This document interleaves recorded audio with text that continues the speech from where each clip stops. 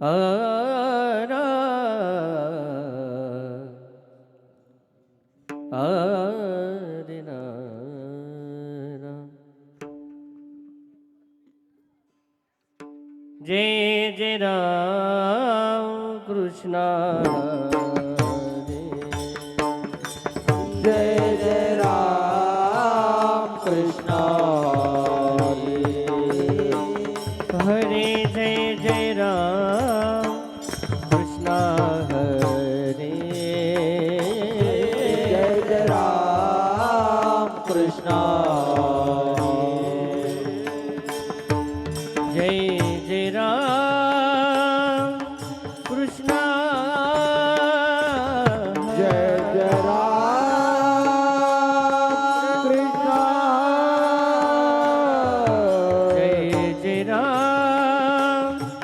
कृष्ण हरे जय जय राम कृष्ण जय जय राम कृष्ण हरे जय जय राम कृष्ण हरे जय जय राम कृष्ण हरे जय जय राम कृष्ण जय जय राम कृष्ण जय जय राम कृष्ण हरे हरे जय जय राम कृष्ण जय जय राम कृष्ण हरे जय जय राम कृष्ण जय जय राम कृष्ण हरे जय जय राम कृष्ण हरि जय जय राम कृष्ण हरे जय जय राम कृष्ण हरि जय जय राम कृष्ण जय जय राम कृष्ण हरि जय जय राम कृष्ण जय जय राम कृष्ण हरि जय राम हरे जय जय राम कृष्ण हरि जय जय राम कृष्ण राम जय जय राम हरि कृष्ण जय जय राम कृष्ण जय जय राम कृष्ण हरि जय जय राम कृष्ण जय जय राम जय जय राम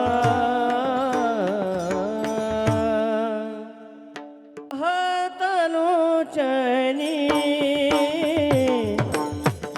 पाहतालो चनी रूप पातालो चणे रूप पातालो चणे रूप पाहतालो चनी रूप पाहतालो चनी रूप पातालो चणे रूप पातालो चणे हो सुख झाले वो साधनी सुख झाले वो साधनी साधनी तो हा विठ्ठल बरवा तो हा विठ्ठल बरवा सुख झाले ओ साधने सुख झाले ओ साधने साधने तो विठ्ठल बरवा विठ्ठल बरवा हो तुहा माधव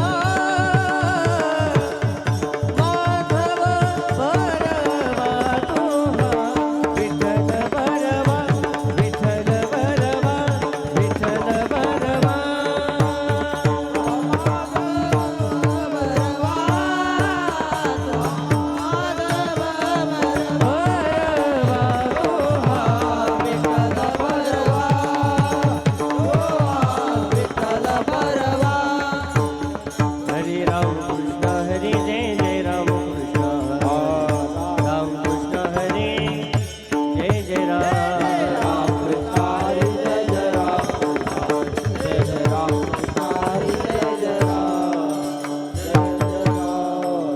जय जय राम भाविक हे जुनाट चांगले भोळे भाविक हे जुनाट चांगले भोळे भाविक हे जुनाट चांगले भोळे भाविक हे जुनाट चांगले होय तैसे केले भक्ती भावे होय तैसे केले भक्ती भावे होय तैसे केले भक्ती भावे भोळे भाविक हे जुनाट चांगले भोळे भाविक हे जुनाट चांगले भोळे भाविक हे जुनाट चांगले भोळे भाविक हे जुनाट चांगले होय तैसे केले भक्ती भावे होय तैसे केले भक्ती भावे होय तैसे केले भक्ती भावे मनवुनी चिंता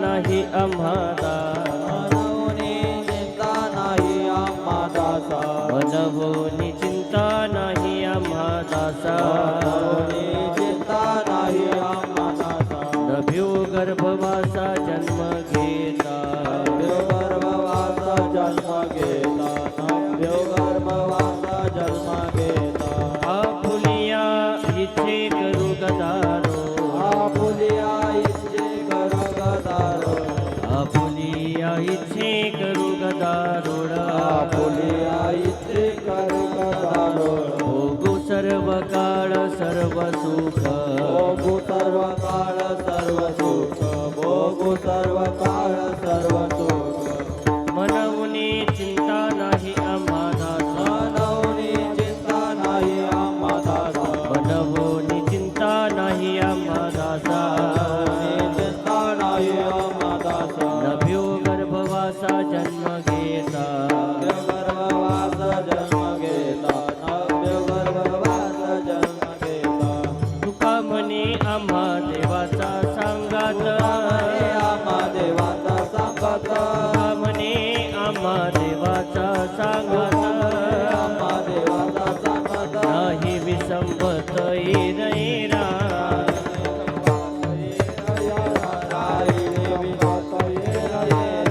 मनवुनी चिंता नाही आम्हा दासा मनवुनी चिंता नाही आम्हा दासा नभ्यो गर्भवासा जन्म घेता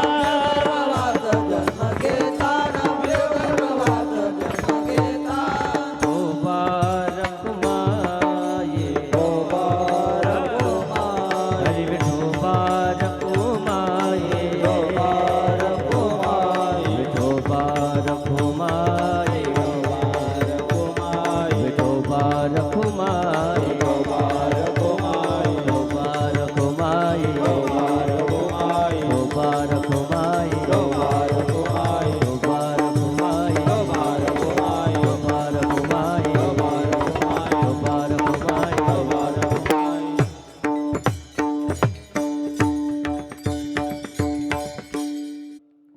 आपुल्या इच्छे करू गदारोळ आपुल्या इच्छे करू गदारोळ भोगू सर्व काळ सर्व सुख मनवुनी चिंता नाही आम्हा दासा नभ्यो गर्भवासा जन्म घेता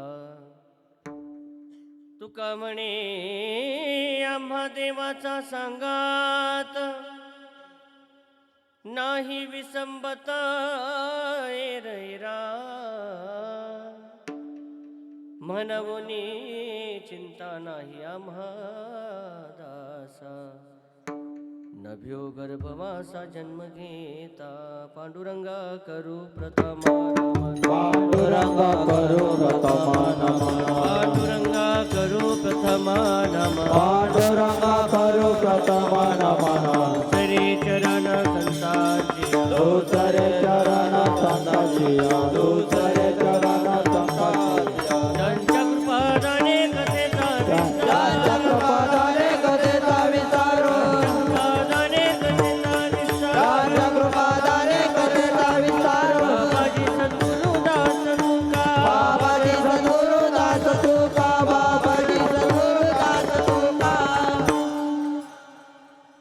भोळे भावे कही जुनाट चांगले होय तैसे केले भक्ती भावे म्हणून चिंता नाही आम्हा दासा नभ्यो गर्भवासा जन्म घेता. प्रस्तुत प्राप्त प्रसंगी प्राप्तस्थळी कीर्तन रूपी सेवेकरता निवडलेला अभंग. जगद्गुरु जगदवंदे देहनिवासी श्रीमंत संत वैराग्यस्य परमूर्ती वारकरी संप्रदायाच्या कलस्थानी असणारे नवे नवे अतिशय प्रतिकूल परिस्थितीमध्ये वारकरी संप्रदायाची धुरा आपल्या खांद्यावरती ठेवून संपूर्ण विश्वामध्ये वारकरी संप्रदायाचा प्रचार आणि प्रसार करणारे देवमान्य श्रीमंत संत जगद्गुरु तुकोबरा या तुकोबरांचा चार चरणाचा आणि आम्ही ज्या भगवान परमात्म्याची भक्ती करतोय तो आमचा भगवान परमात्मा कसा आहे त्या भगवान परमात्म्याच्या स्वरूपाचं यथार्थ चिंतन करणारा अभंग आज सेवेकरता त्या ठिकाणी निवडला आहे. विठाला विठाला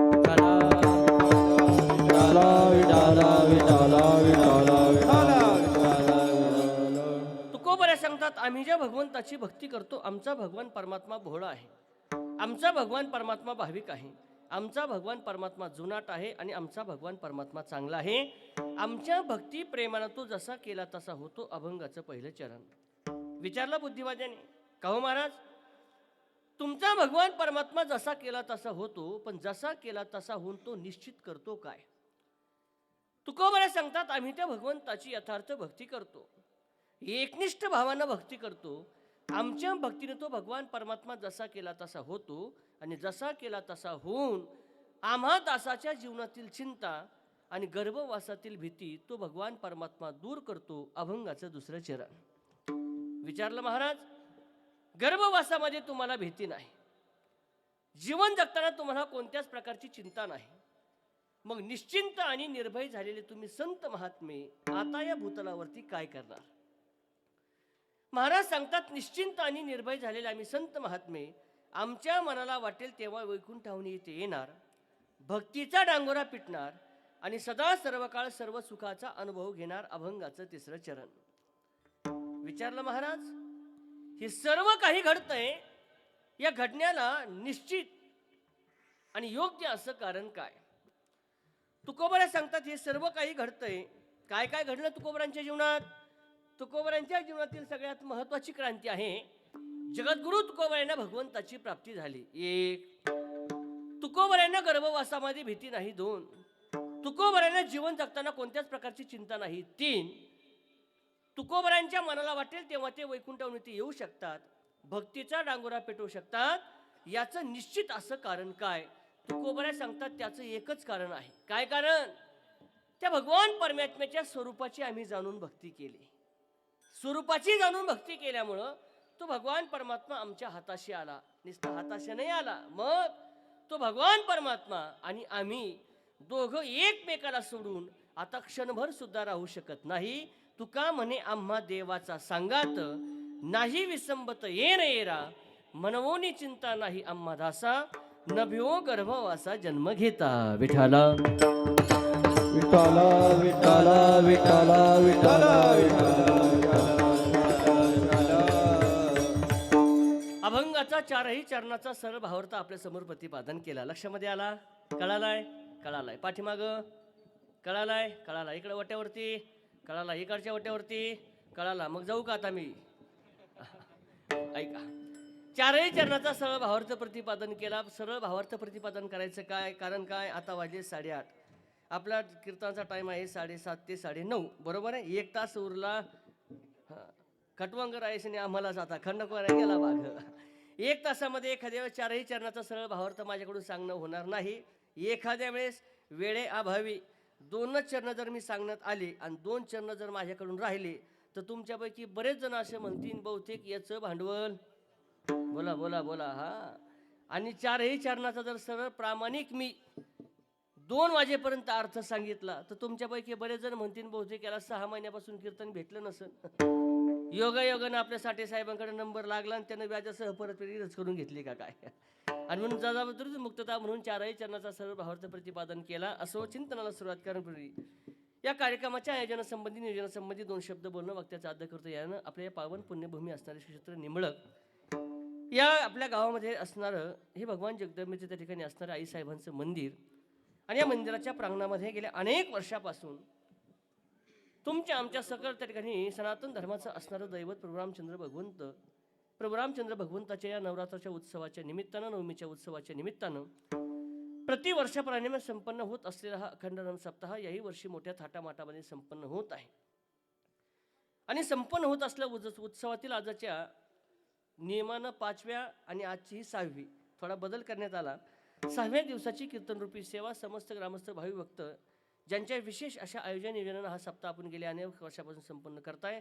आदरणीय असणारे आमचे त्या ठिकाणी साठी साहेब, त्यांचा संपूर्ण परिवार, आदरणीय दादा असतील, आमचे अमोल भाऊ असतील, या सर्व परिवाराच्या माध्यमातून प्रतिवर्षाप्रमाणे हा सेवेचा पुन्हा आलेला योग आणि म्हणून प्रथमतः सेवेकरता उपस्थित माझ्यापेक्षा वयानं, ज्ञानानं, अधिकारानं संपन्न सर्व आदरणीय माता भगिनी पुरुषवर्ग सर्वांच्या चरणी साष्टांग प्रणिपात करतो.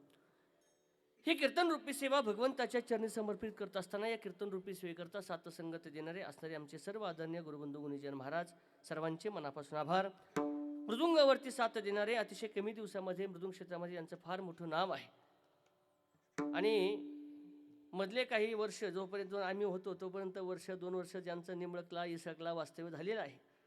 आता महाराजांची गाडी सुद्धा फार उंच गेली, सहजासहजी हाती लागत नाही. पण ते साठे साहेब त्यांना कसं धरून आणतात त्यांचं त्यांनाच माहिती. पहा, हा ते आमच्या हाताला येत नाही लवकर. पण अतिशय गोड ज्यांचा हात आहे, गोड ज्यांचा स्वभाव आहे महाराष्ट्रामध्ये, ज्यांचं फार मोठं मृदुंग क्षेत्रामध्ये आता नाव आहे, असे असणारे हरिभक्त मराठी मृदुंग अलंकार आमचे विष्णुकांत महाराज असतील, महाराजांचे मनापासून आभार. त्याचप्रमाणे गुरुकुलातील असणारे आमचे सर्व विद्यार्थी, राखीर साधकवृंद, त्यांचे मनापासून आभार. आदरणीय आमचे सन्माननीय रमेश महाराज या ठिकाणी उपस्थित झाले, त्यांचे मनापासून आभार. आदरणीय आमचे संपत महाराज आहेत, आदरणीय आमचे साळवे महाराज आहेत, सर्वांचे मनापासून आभार. माझ्या समेत आले आमचे ज्येष्ठ गुरुबंधू हरिभक्त आदरणीय महेश महाराज पेहरे, त्यांचे मनापासून आभार मानतो. माझा आवाज आपल्यापर्यंत पोहोचणारे आदरणीय आमचे सोमादादा, त्यांचे मनापासून आभार. त्याचप्रमाणे हा संपूर्ण कार्यक्रम महाराष्ट्र आणि महाराष्ट्राच्या बाहेरमध्ये ज्यांनी त्या ठिकाणी प्रसारित करण्याचं काम करतायत, आदरणीय आमचे माऊली एजीचे सर्व आदरणीय उंबरकर दादा असतील, एकदा सर्वांनी दादा करता टाळ्या वाजवा. पहा, फार मोठाच चॅनल आहे त्यांचा. हां, त्यांच्या चॅनलला ज्यानं त्या ठिकाणी त्यांनी घेतलं 100% त्याला मराठीने स्वीकारलं. अतिशय गोड त्यांची त्या ठिकाणी स्वभाव, गोड त्यांची शूटिंग आहे, त्यांचे मनापासून आभार मानतो. त्याचप्रमाणे आदरणीय आमचे चोपदार तांबे बाबाचे मनापासून आभार मानतो. तांबे बाबा, तुम्ही शेजारी इथं या, शूटिंग चालू आहे, शूटिंगमध्ये दिसले पाहिजे तुम्ही. आम्ही म्हणायचो चोपदार, आणि ते म्हणायचे चोपदार कुठे गेले, इथं या उजव्याकडं, उजव्या हात. नाही, काही टेन्शन घेऊ नका, वयामानानं लोड थोडा कमी घ्यायचा बरं का, उन्हाळा वाढाय आता. बसा बसा बसा, उभा राहा, बसू नका. छान. अतिशय तांबे बाबा म्हणजे तांबे महाराज असले का माझ्यासारख्या महाराजला काही टेन्शन नाही. ज्याची मुळात तब्येत आहे त्याला काही अडचण नाही, पण बॉडीगार्डचं काम चांगलं करतात. पण एखाद्या दिवशी सभागती त्यांनी एखादा मला टोरण टाकला म्हणजे बरं आहे. पहा, हां, आदरणीय आमचे तांबे बाबा असतील, त्यांचे मनापासून आभार. त्याचप्रमाणे आपल्या गावातील असणारे भूमिपुत्र अतिशय कमी दिवसामध्ये कीर्तन क्षेत्रामध्ये यांचं फार मोठं नाव आहे. अतिशय कमी दिवसामध्ये ज्यांनी आपल्या तालुक्यामध्ये, आपल्या जिल्ह्यामध्ये अतिशय पारमार्थिक त्या ठिकाणी स्नेह असणारे सर्व भक्तमंडळ जोडण्याचं काम केलं आहे. आणि योगायोगानं आज ज्यांचा जन्मदिवस आहे असे असणारे आमचे परमार्थ स्नेही आपल्या गावातील भूमिपुत्र आदरणीय आमचे संदीप महाराज, ते या ठिकाणी उपस्थित आहेत. तुमचा टाळ्यात सांगतायत का तुमचं त्यांच्यावरती किती प्रेम आहे. पहा, आणि बाबा, महाराष्ट्रानं तुम्हाला डोक्यावरती घ्यावं. तुम्ही असाल एखादा कीर्तनकार कोणताही असो, महाराष्ट्रामध्ये लाखो तुमचे चाहते असले, पण त्या लाखो चाहत्यापेक्षा गावामध्ये किंवा गावातल्या व्यक्तीनं प्रेम करावं याच्यापेक्षा वेगळी श्रीमंती महाराजांच्या जीवनात दुसरी कोणतीच नसते. पहा, आणि तुम्ही त्याच्याबद्दल भाग्यवान आहात. आपला गाव, आपला परिसर आपल्यावरती निस्वार्थी प्रेम करतो. आणि का करू नये त्याचं उत्तर सांगू तुम्हाला. जर महाराज तुमच्यावरती निस्वार्थी प्रेम करत असतील ना गाड्या, तर तुम्ही सुद्धा महाराजांवरती निस्वार्थी प्रेम केलंच पाहिजे. ही वस्तुस्थिती आहे. आणि म्हणून आदरणीय आमचे संदीप महाराज ते या ठिकाणी उपस्थित आहेत, त्यांचे मनापासून आभार मानतो. आता फार वेळ न दवडता संकल्पित वेळेमध्ये अभंगाचा धावता भावार्थ आपल्या समोर ठेवतो. विठाला विठाला विठाला विठाला विठाला विठाला विठाला विठाला विठाला विठाला. तुकोबरे सांगतात, मी ज्या भगवंताची भक्ती करतो, माझा भगवान परमात्मा भोळा आहे, भाविक आहे, जुनाट आहे, चांगला आहे. भक्ती प्रेमानं तो जसा केला तसा होतो. प्रस्तावनेमध्ये महत्वाचा मुद्दा असा आहे, जीवन जगाचा असताना या भौतिक जगाचा जर आपण विचार केला तर 3 प्रकारचा वर्ग आपापलं जीवन जगतात असं आपल्याला त्या ठिकाणी पाहायला मिळत आहे. कोणते 3 वर्ग? पहिला वर्ग जो भक्तीच करत नाही. वर्ग क्रमांक 2 भक्ती करून मुक्त झाला. आणि वर्ग क्रमांक 3 भक्ती करतोय परंतु अद्याप भगवंताची प्राप्ती झाली नाही. किती प्रकार सांगितलेत? बोलत चला. किती प्रकार सांगितलेत? 3 प्रकार. पहिला वर्ग आहे भक्तीच करत नाही. वर्ग क्रमांक 2 भक्ती करून मुक्त झाला.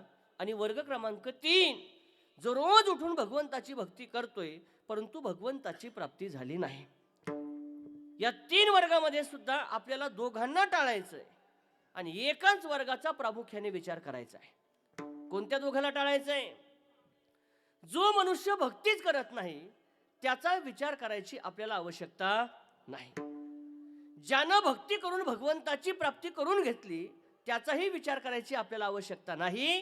पण आम्हाला विचार करावा लागेल कुणाचा? जो रोज उठून भगवंताची भक्ती करतोय परंतु अद्याप भगवंताची प्राप्ती झाली नाही त्याचा. विठ्ठल विठ्ठल विठ्ठल विठ्ठल विठ्ठल विठ्ठल विठ्ठल विठ्ठल. तू म्हणतात महाराज पहिल्या 2 वर्गाचा विचार का नाही करायचा? त्याचे उत्तर आहे का? जो मनुष्य भक्तीच करत नाही त्याला शास्त्रामध्ये नास्तिक असं म्हणतात. नास्तिक मनुष्य देवाची भक्ती करत नाही. पुन्हा प्रश्न, तो देवाची भक्ती का करत नाही? एकाच वाक्यामध्ये उत्तर, नास्तिकाला देवाचं अस्तित्व मान्य नाही. भक्ती करण्याचा प्रश्न तेव्हा निर्माण होतो ज्याला भगवंताचं अस्तित्व मान्य आहे. बरोबर आहे? बरोबर आहे. ज्याला भगवंतच मान्य नाही त्याला भक्ती करण्याचा प्रश्न राहत नाही. हे नाही उदाहरण कळालं तर थोडंसं खाली होऊन बोलतो. खाली होऊन बोलू खाली होऊन बोलू. ऐका. श्राद्ध घालण्याचा प्रश्न त्याला निर्माण होतो ज्याला स्वतःचा बाप मान्य आहे. ज्याला बापच मान्य नाही त्याला श्राद्ध घालण्याचा काही एक प्रश्न राहत नाही. मग तू म्हणाल महाराज नास्तिकानं देवाला मानो अथवा न मानो त्याच्या वाचून आपलं बंद काय पडलंय? काय बंद पडलंय आपलं? आपले लग्न चालू आहेत, साखरपुडे चालू आहेत, कथा कीर्तन चालू आहेत, प्रपंच चालू आहे, सगळी शेतीवाडी चालू आहे, व्यवसाय चालू आहे. मग त्यानं देवाला मानो अथवा न मानो त्याच्या वाचून आपलं बंद काय पडतंय? त्याचंही उत्तर आहे का? नास्तिकानं देवाला न मानता तो जर गप्प राहिला असता तर त्या नास्तिकाबद्दल आपलं काही एक मत नव्हतं. हा, पण नास्तिक नावाची जात एवढी विषारी आहे. जात शब्द वापरलाय जाणीवपूर्वक मी. एवढी विषारी आहे, स्वतः भजन भक्ती करत नाही आणि जो करतो त्यालाही करू देत नाही. ज्ञानोबरायांनी ज्ञानेश्वरीमध्ये या नास्तिकाकरता 2 वेळा खर्च केल्यात. नास्तिकाकरता ज्ञानोबराय सांगतात पहिला दृष्टांत आकाशातून खाली पडणारी गार. गार पाहिली तुम्ही? गार पाहिली का? उन्हाळ्यात पडती ती. उन्हाळ्यात पडती का नाही? आता अवकाळीत पडलीच ना बाबा. आकाशातून खाली पडणारी गार. गार तुम्हाला सगळ्याला माहिती आहे. बरोबर आहे? ज्ञानोबराय सांगतात ती गार एखाद्या पिकावरती पडली तर 100% ती गार त्या पिकाला खराब. समजा कांद्याच्या पिकावरती बाबा गार पडली तर ती त्या पिकाला खराब करते. आणि आपल्या निंबळक मधली गार कांद्याच्या पिकावरून खाली जमिनीवरती पडली तर सर्वसाधारण किती महिन्याने विरघळते? बोला बोला बोला बोला. महिने कशाला लागतात? 2-5 मिनिटांमध्ये विरघळते. बरोबर आहे? ज्या पिकावरती ती गार पडली निश्चितपणे त्या पिकाला त्या गारीने खराब केलं आणि आपण स्वतः सुद्धा 2-5 मिनिटांमध्ये खराब झाली म्हणजे पिकालाही नासवते आणि आपण स्वतःही नासते. तसा हा नास्तिक स्वतःही आनंद पंढरपूरची वारी करत नाही आणि जो निघाला त्याला स्टँडपर्यंत पोहोचू देत नाही. विठ्ठला विठ्ठल विठ्ठल विठ्ठल.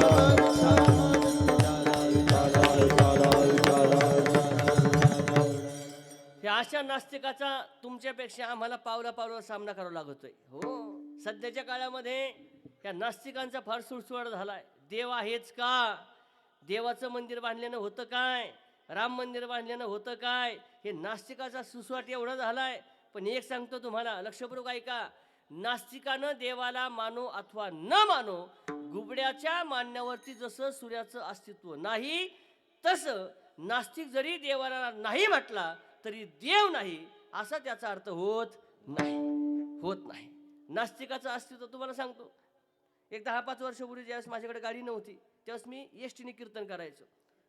बस स्टँडवरती गेलो, गाडी येण्याकरता 10-5 मिनिटं वेळ होता. तेवढ्यामध्ये हे हरिभक्तपरायण महंत 1008 नास्तिक महाराज तिथं हजर झाली. बरं, आता त्याने जे हरी घातला त्याची जे हरी घालायची पद्धत सुद्धा फार वेगळी. एखाद्या माणसानं प्रेमानं जे हरी घातला तर 2 मिनिटात कळतंय त्याच्या आवाजात का हा प्रेमाने जे हरी घालतोय का द्वेषाने. बरोबर आहे ना? हा, हे महाराज लोकांना हे सांगायची गरज पडत नाही. का बरं? फिरून फिरून फिरून फिरून एवढा अंदाज आला महाराज. एखाद्या वारकऱ्याने आम्हाला जर घरी चहा दूध घ्यायला नेलं आणि घरच्या बायकोची जर इच्छा नसेल का यानं चहा दुधाला महाराज आणू नये, घरामध्ये गेल्यानंतर तिने जर तांब्या पाण्याचा आपटला का समजायचं यानं बळ दूध ठेवायला लावलंय. याला अनुमान प्रमाण असं म्हणतात. हा अंदाज महाराज लोकांना फार असतो पहा. हा, त्यावेळेस आमच्याकडे गाडी नव्हती, तो आला, त्यानं जे हरी घातला. आता जे हरी घातली पद्धत आहे फार वेगळी. आल्याबरोबर जय हरे म्हणजे निम्म गाव जागा केली तिने पहा. म्हणलं जय हरे. मला म्हणले महाराज हे काय?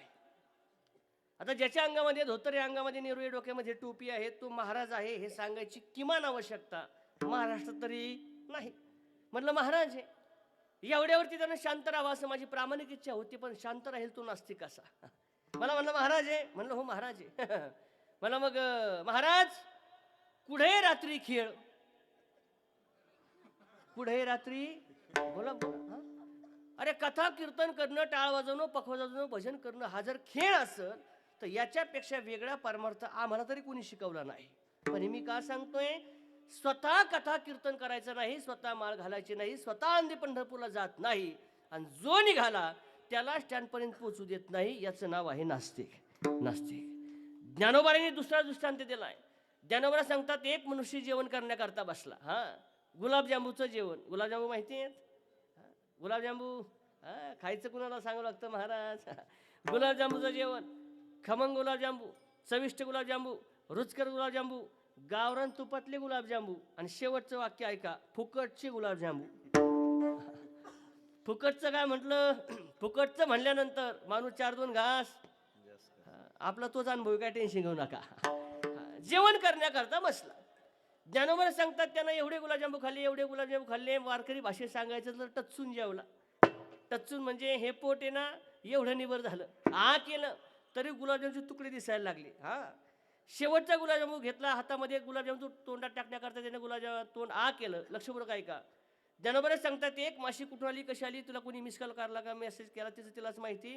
ती माशी याच्या तोंडातून पोटामध्ये गेली. आता लक्षपूर्वक ऐका. गुलाबजांबू खाल्लेले, फुकटचे खाल्लेले, टच्चून खाल्लेले, रेटून खाल्लेले आणि माशी पोटामध्ये जाऊन वळवळ करायला लागली तर पुढची प्रक्रिया कोणती होईल? डायरेक्ट उलटी. बरोबर आहे. आता प्रश्न तुम्हाला विचारायचा आहे, ज्या माशीमुळं त्याला उलटी झाली ती माशी त्याच्या पोटामध्ये राहिली का? नाही राहिली. आणि खाल्लेलं अन्न तिने पोटामध्ये राहू दिलं का? म्हणजे स्वतःही पोटामध्ये राहत नाही आणि खाल्लेलं अन्नही पोटामध्ये राहू देत नाही. तसं हा नास्तिक स्वतःही कथा कीर्तन परमार्थामध्ये येत नाही आणि जो निघाला त्याला परमार्थापर्यंत पोचू देत नाही. अशा नास्तिकाचं रात्रभर जरी चिंतन केलं तर आपल्या पदरामध्ये काही पडणार नाही. म्हणून वर्ग क्रमांक 2 भक्ती करून मुक्त झाला. विठाला विठाला विठाला विठाला विठाला विठाला विठाला. भक्ती करून मुक्त झाला. कोणकोणी महाराज या वर्गामध्ये ज्ञानोबराय तुकोबरायांचं जीवन जर तुम्ही पाहिलं तर ज्ञानोबराय तुकोबरायांनी अखंड भगवंताची भक्तीही केली आणि त्यांच्या जीवनामध्ये भगवंताची प्राप्तीही झाली. हे मी सांगतोय नाही, माझे तुकोबरायांचे शेकडो प्रमाण आहे. तुकोबराय सांगतात पांडुरंग धानी पांडुरंग मनी, पांडुरंग धानी पांडुरंग मनी, पांडुरंग जाने पांडुरंग मनी, पांडुरंग जाने पांडुरंग मनी.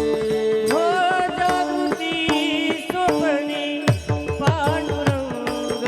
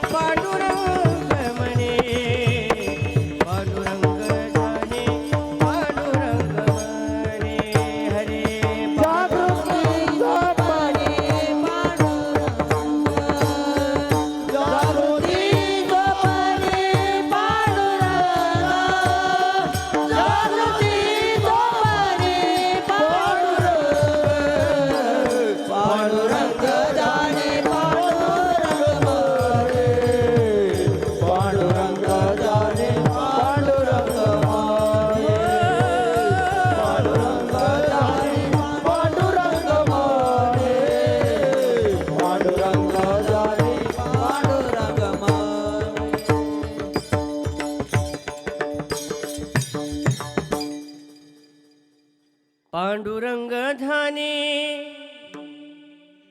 पांडुरंग मनी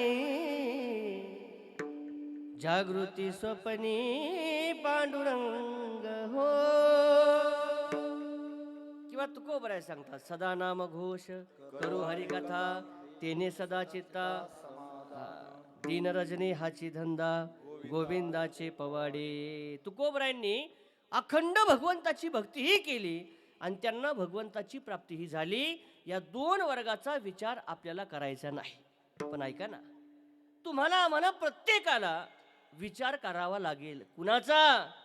जो रोज उठून भगवंताची भक्ती करतोय परंतु अद्याप भगवंताची प्राप्ती झाली नाही त्याचा. विठाला विठाला विठाला विठाला विठाला विठाला विठाला विठाला. रोज भक्ती करतोय परमार्थ करतोय पण भगवंताची प्राप्ती झाली नाही. या वर्गामध्ये कोण कोण आहे हो? कोण कोण आहे? बारीक जर विचार केला तर ऐकणारेही याच वर्गात आणि सांगणारेही. बोला बोला बोला. का तुमच्यापैकी देव घोटला कोणाला? देव देव देव भेटलाय का? भेटलाय का नाही? मग तुम्हाला असं वाटतं का आमच्याकडे देवाचा मोबाईल नंबर भेटन? वाटतंय का तुम्हाला? नाही. मग हो का हो महाराज, भक्ती तर सगळे करतात. मग भक्ती करून सुद्धा भगवंताची प्राप्ती का झाली नाही याचा आजही माणसं विचार करायला तयार नाहीत. फार जीव स्वार्थी आहे.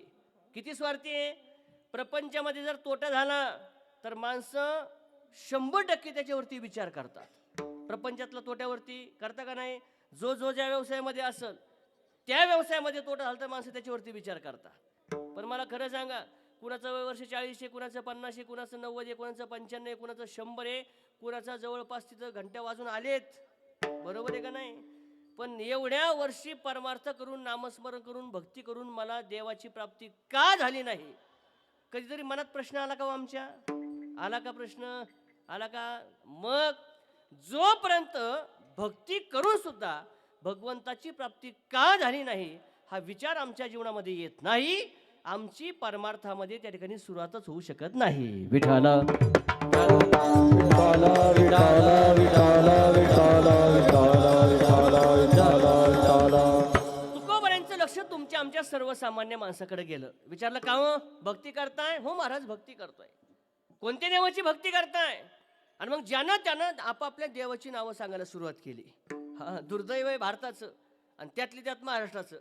काय दुर्दैव आहे? जेवढे भक्त तेवढे देव आणि जेवढे देव तेवढे भक्त. बरोबर आहे का? बरोबर आहे का? वार बदलला का देव बदलतो? वार बदलला का? रविवारी खंडोबा, सोमवारी महादेव, मंगळवारी देवी, बुधवारी पांडुरंग, गुरुवारी दत्त, शुक्रवारी देवी, शनिवारी हनुमंतराय आणि पुन्हा रविवारी खंडोबाच्या दारात जाऊन उभा राहिला. आता नेमकी कोणत्या देवाने तुम्हाला मदत करावी हा देवालाच मोठा प्रश्न आहे महाराज. हा जगाचा स्वभाव सांगू तुम्हाला. गोड वाक्य त्या दिवशी मी एक ऐकलं. काय? जर माणसाच्या मनाचं समाधान झालं नाही तर माणसं देव सुद्धा बदलतात. माणसं बदलतील यात काय नवल आहे महाराज? यात काय नवल आहे? जगाचा स्वभाव फार अवघड आहे. एखाद्या माणसाची फक्त तुमच्याकडून इच्छापूर्ती न होऊ द्या, तो मनुष्य दुसऱ्या दिवशी तुमच्या पुढं तुमचा दुश्मन म्हणून उभा राहिल्याशिवाय राहत नाही. ज्यानं त्यानं ज्याची त्याची देवाची नावं सांगायला सुरुवात केली. आणि कलियुगात सगळ्यात मोठं दुर्दैव हेच बरं का. काय दुर्दैव आहे? प्रत्येक माणसाला असं वाटतंय मी करतो तो परमार्थ चांगला, मी करतो ती भक्ती चांगली आणि मी जगतो तेच चांगलं. पण ही सगळ्यात मोठी कलियुगातल्या लोकांची शोकांतिका आहे. शोकांतिका आहे. काय कलियुगातली शोकांतिका? इथं चांगल्यापैकी दारू पिणारा माणूस त्याचा सन्मान आहे आणि चांगल्यापैकी एखादा वारकरी असेल त्या वारकऱ्याला लोक शिव्या देतात. बरोबर आहे का? बरोबर आहे का? निंबळच्या स्टँडवरती भांडणं झाले.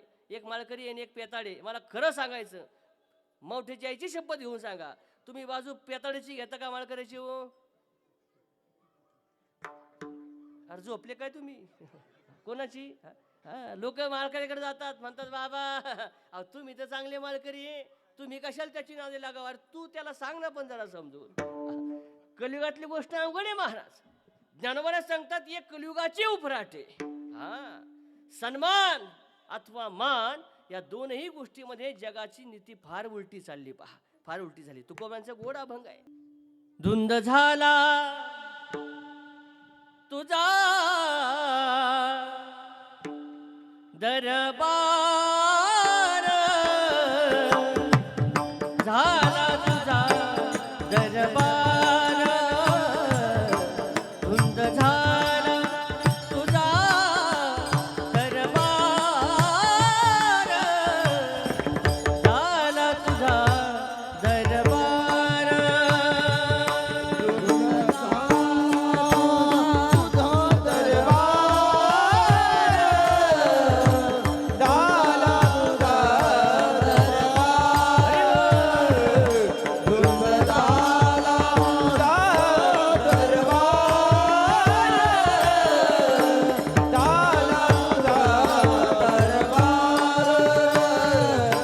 पुण्यवंत पाताळी रोखणेला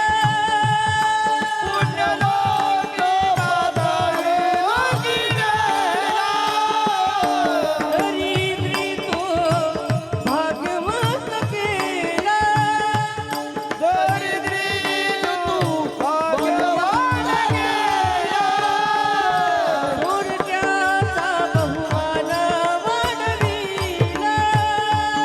चोरट्याचा बहुमान वाढविला कीर्तिमानाचा अपमान केला कीर्तिमानाचा अपमान केला धुंद झाला तुझा दरबार झाला तुझा दरबार धुंद झाला तुझा दरबार झाला तुझा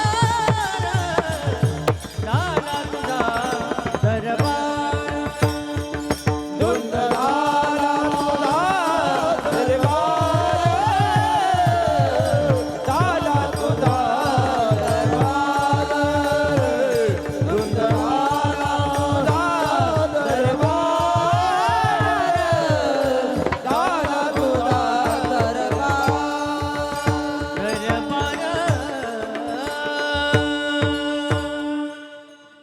तुकोबऱ्या सांगतात पुण्यवंत पाताळणू केल्या जो अखंड भगवंताची भजन भक्ती करतो हे देवा तू त्याला पाताळामध्ये घातलं तुका म्हणे बळी हा? दरिद्र तो भाग्यवंत केला चोरट्याचा बहुमान वाढविला हा चोरट्याचा बहुमान वाढविला म्हणजे जे माणसं समाजामध्ये अनितीने राहतात जे माणसं समाजामध्ये अनिती करतात जे माणसं त्या ठिकाणी लुच्चे लफंगे राहतात त्याच माणसाचा तू सन्मान वाढवलाय आणि हे कलियुगात पाहायला भेटतंय कीर्तिवानाचा अपमान केला सज्जन असला का त्याला समाजानं त्रास दिलाच आणि समाजानं त्याच्या लाथाळाचे 100% पायाखाली लाथाळाच ही दुर्दैव आहे महाराज दुर्दैव आहे आणि म्हणून ज्यानं त्यानं आपापल्या देवाची नावं सांगायला सुरुवात केली आणि मग तुकोबऱ्यांच्या गोष्टी ध्यानामध्ये आली काय ध्यानामध्ये आली अरे तुम्ही ज्या देवाची भक्ती करताय तुमचा देवच तुम्हाला देण्याकरता असमर्थ आहे हा तुम्ही ज्या देवाची भक्ती करताय तुमचा देव कसा तुकोबऱ्या सांगतात जीव हा अपूर्ण आहे लक्षपूर्वक ऐका ज्याच्याकडे जीवानं जावं ज्याची भक्ती करावी तो भगवान परमात्मा कमीत कमी परिपूर्णतम तरी असावा पण झालंय असं भक्ती करणारा भक्तही अपूर्ण आणि ज्याची भक्ती करतो तो देवही अपूर्ण अपूर्ण अधिक अपूर्ण बरोबर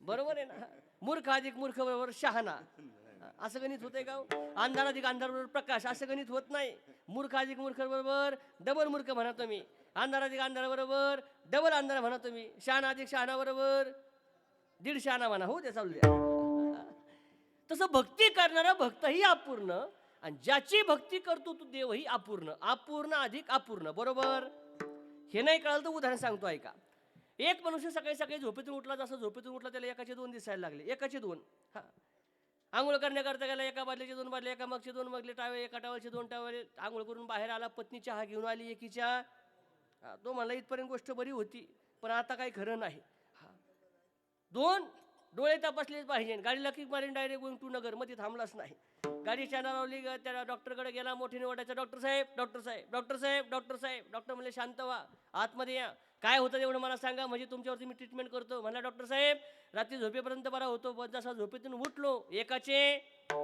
एकाचे एका टायवेलचे 2 टायवेल, एका मगचे 2 मग, एका बादलीच्या 2 बादल्या, एकीच्या 2. आता काही खरं नाही. डॉक्टर म्हणले काही काळजी करू नका, मी तुमच्यावरती ट्रीटमेंट करतो, फक्त मला एक उत्तर द्या, काय तुम्ही चौघं कशाला आले? दृष्टांत आमचा संपला. ज्याला कळालं त्याला धन्यवाद, ज्याला नाही कळालं काल्याच्या दिवशी पहिल्या पंक्तीला जेवण करा आणि मग घरी जा. ऐका, जो पेशंट डॉक्टरकडे बरा होण्याकरता गेला, जो पेशंट डॉक्टरकडे बरा होण्याकरता गेला, त्या पेशंटला एकाचे किती दिसत आहेत? 2. आणि जो डॉक्टर त्याला बरा करणार त्याला एकाचे किती दिसत आहेत? हा, कोण कोणाला बरं करीन हो?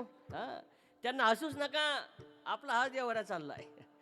तुकोबऱ्या सांगतात, भक्ती करणारा भक्तही अपूर्ण आणि ज्याची भक्ती करतो तो देवही अपूर्ण. कसा आहे तुमचा देव? ऐका तुकोबरांचं प्रमाण. सेंदरी हेंदरी दैवते, हेंदरी दैवते, उन्नती पूजे भूते घेते, पूजे भूते घेते,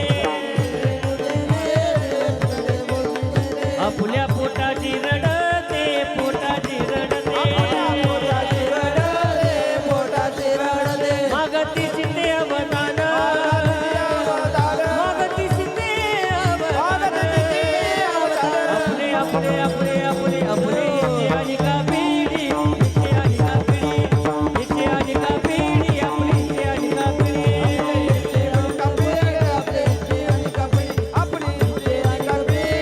इथे आली का पिढी.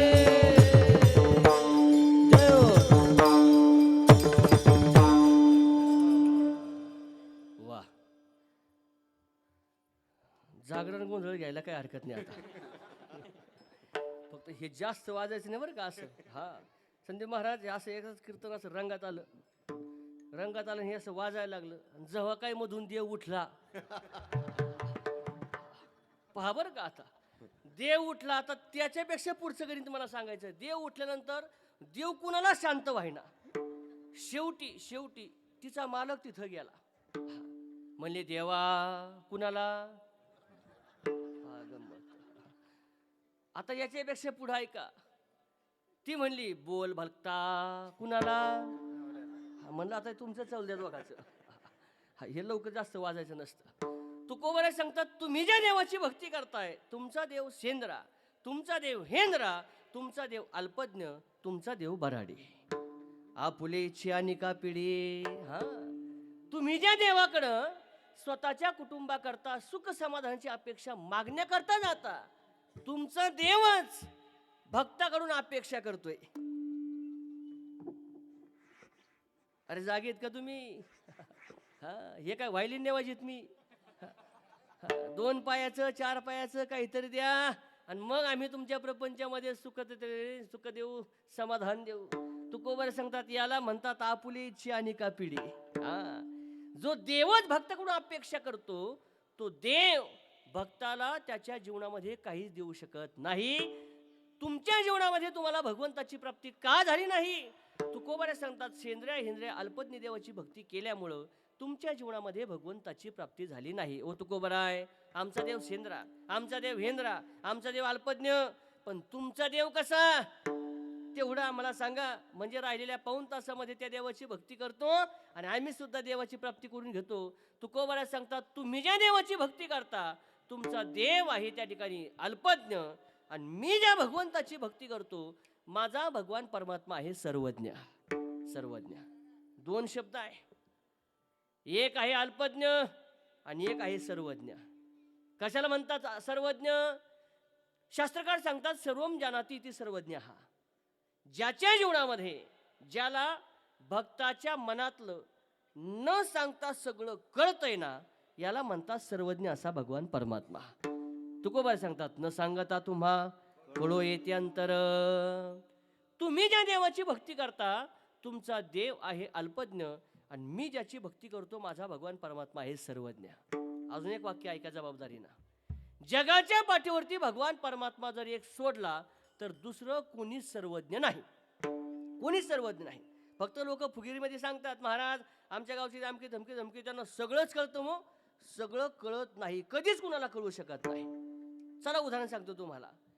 डॉक्टरी पेशामध्ये आपण जर गेलो, तर डोळ्याच्या डॉक्टरला नाकातलं कळत नाही, नाकाच्या डॉक्टरला डोक्यातलं कळत नाही, डोक्याच्या डॉक्टरला दातातलं कळत नाही, दाताच्या डॉक्टरला हातातलं कळत नाही, हाताच्या डॉक्टरला छातीतलं कळत नाही, छातीच्या डॉक्टरला मणक्यातलं कळत नाही, मणक्याच्या डॉक्टरला पायातलं कळत नाही, पायाच्या डॉक्टरला घोट्यातलं कळत नाही आणि घोट्याच्या डॉक्टरला बोट्यातलं कळत नाही. कळलं तुम्हाला? एक मनुष्य सर्वज्ञ होऊ शकत नाही. पुढचं उदाहरण ऐका. शिक्षकी पेशामध्ये ज्या शिक्षकांना मराठी कळतंय त्यांना हिंदी कळत नाही, ज्यांना हिंदी कळतंय त्यांना इंग्रजी कळत नाही, ज्याला इंग्रजी कळत नाही त्याला इतिहास कळत नाही, ज्याला इतिहास कळतोय त्याला भूगोल कळत नाही, ज्याला भूगोल कळतोय त्याला गणित कळत नाही आणि ज्याला काहीच कळत नाही ते शाळा काढल्याशिवाय राहत. हा, सर्वज्ञ असं काय होऊ शकतं? असं होऊ शकत नाही. जगाच्या पाठीवर सर्वज्ञ फक्त भगवान परमात्माचा आहे. तुमचा देव आहे अल्पज्ञ आणि मी ज्याची भक्ती करतो माझा भगवान परमात्मा आहे सर्वज्ञ. 2, तुम्ही ज्याची भक्ती करताय तुमचा देव आहे अपूर्ण आणि मी ज्याची भक्ती करतोय ना माझा भगवान परमात्मा आहे परिपूर्णतम. हा महाराज, पूर्णच्या विरुद्ध अपूर्णाच्या विरुद्ध पूर्ण इथपर्यंत गोष्ट आम्हालाही मान्य आहे, पण परिपूर्णतम का? त्याचे उत्तर ऐका. कशाला म्हणतात परिपूर्णतम? एका कामा करता येतो आणि हजारो कामं करतो ना त्याला म्हणतात परिपूर्णतम. नाही कळालं? उदाहरण सांगतो. काल्याच्या कीर्तनामध्ये आपण भगवान गोपाल कृष्णाचं चरित्र ऐकतो, बरोबर आहे ना? भगवान गोपाल कृष्णाचा हा एकमेव अवतार हा जगाच्या पाठीवरती परिपूर्णतम अवतार आहे. का परिपूर्ण म्हणतात त्याला? एका कामा करता येतो हजारो कामं करतो. भागवत सगळ्यांनी ऐकलेलं आहे. भगवान गोपाल कृष्णाचा अवतार झाला, बरोबर आहे? भगवंताने रावणाला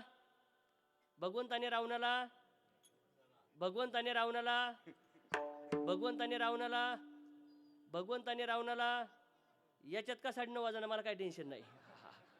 भगवंताने रावणाला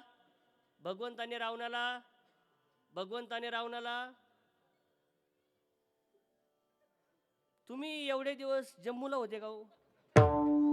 भगवान गोपाल कृष्णाचा अवतार झाला. भगवंताने रावणाला मग कोणाला? कंसाला. मग मी गेल्यावर सांगता का मला तुम्ही? भगवंताचा अवतार झाला, भगवंताने कंसाला मारलं आणि भगवान परमात्मा निघून गेले. एवढं झालं का हो? नाही गड्या. माझ्या भगवान परमात्म्याचा अवतार झाला, भगवंतानं कंस मामल तर नक्की मारलं, पण भगवान परमात्म्याचं गोकुळामधलं वास्तव्य आहे 11 वर्षांनी 56 दिवसाचं. या 11 वर्षांनी 56 दिवसामध्ये भगवान परमात्म्याने एवढ्या केल्या. श्रीमद भागवताच्या दशम स्कंदामध्ये शुकदेवजी महामुनींनी परिपूर्ण त्या भगवंताच्या लीलेचं गोड वर्णन केलं आहे. काय काय लीला केल्या, काय काय खोड्या केल्या, ऐका नाथबाबांचं प्रमाण. नाथ महाराज सांगतात, दुसरी आली धावत म्हणे ग बाई काय केली मात, मुखासी मुखचुंबन देत गळ्यामध्ये हात जागली तर धरू जाता सापडे ना. तिसरी आली धावणी म्हणे ग बाई काय केली करणी, पतीची दाढी माझी विणी, दोहीशी गाठ देवणी, गाठबाई कुणाशी सुटे ना. कुणाचा म्हातारा तुडवला, कुणाचा डेरा फोडला, कुणाचं दही चोरलं, कुणाचं दूध चोरलं, कुणाची रांगोळी पुसली. एक नाही एवढ्या भगवंतानं खोड्या कराव्या. शेवटी यशोदा मैया त्रस्त झाली आणि यशोदा मैया स्पष्ट भगवंताला सांगते, कन्हैया कृष्णा तुला मी ताकीद करते, घरी कुणाच्या जाऊ नको रे. आली गवळण कपटी राधा, तिच्या नादा तुला नको. रागीट तुझा पितानंद, मारतयाचा खाऊ नको. कृष्ण तुला मी ताकीद करते, 9:30च्या पुढे तू जाऊ नको. हे इति महेश महाराज वाच बरं का, हे नाही तसं. कन्हैया काय अरे किती घोड्या करतोस. एवढ्या भगवंतानं खोड्या केल्या. शेवटी नाथ बाबांनी त्या भगवंताच्या खोड्याचं वर्णन करत असताना सुभाषितकार आणि नाथ बाबांनी गोड वर्णन केलंय. पहा, सुभाषितकार सांगतात, भगवंताच्या जर खोड्या लिहायच्या ठरवल्या, लक्षपूर्वक ऐका, असे ते केवळ सममस्यात क जलम सिंधू पात्रे सुरतर वृषाखाली कनिपत्र मुरवी लिखती दिगृहत्वा शारदा सर्व कालम तदपि तव गुणानाम ईश पारम नयाती. मराठी ऐका, संस्कृतचा लोड घेऊ नका. भगवंताच्या जर खोड्या लिहायच्या ठरवल्या असितगिरी समम अस्यात. लक्षपूर्वक ऐका. काय? कल्पतरूची लेखणी केली, हा, समुद्राची शाई केली, आकाशाचा कागद केला. ऐकताय तुम्ही? समुद्राची शाई केली, कल्पतरूची लेखणी केली, आकाशाचा कागद केला आणि अंगणवाडीची मास्तरीण लिहायला बसवली. त्याचं नावच नाही. लिखती दिगृहीत्वा शारदा सर्व कालम. बुद्धीची देवता सरस्वती देवी जरी भगवंताच्या खोड्या लिहायला बसवली, तिची सुद्धा मती कुंठी झाल्याशिवाय राहणार नाही. याला म्हणतात परिपूर्णतम. परिपूर्णतम. नाथ बाबा त्या ठिकाणी गोड वर्णन करतात. पहा. हा बाई लाड कहा कान्हा तुलाच गोड वाटे. लाड कहा कान्हा तुलाच गोड वाटे.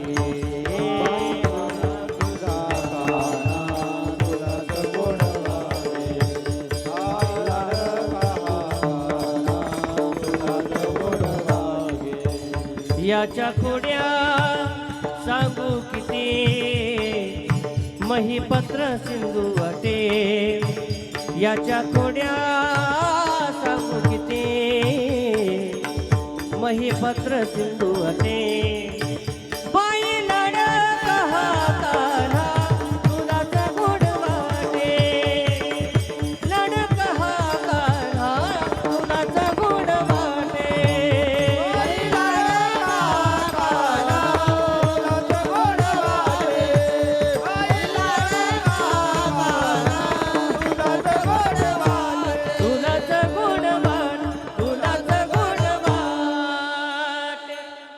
नाथ बाबा सांगतात, बाई लाड कहा कान्हा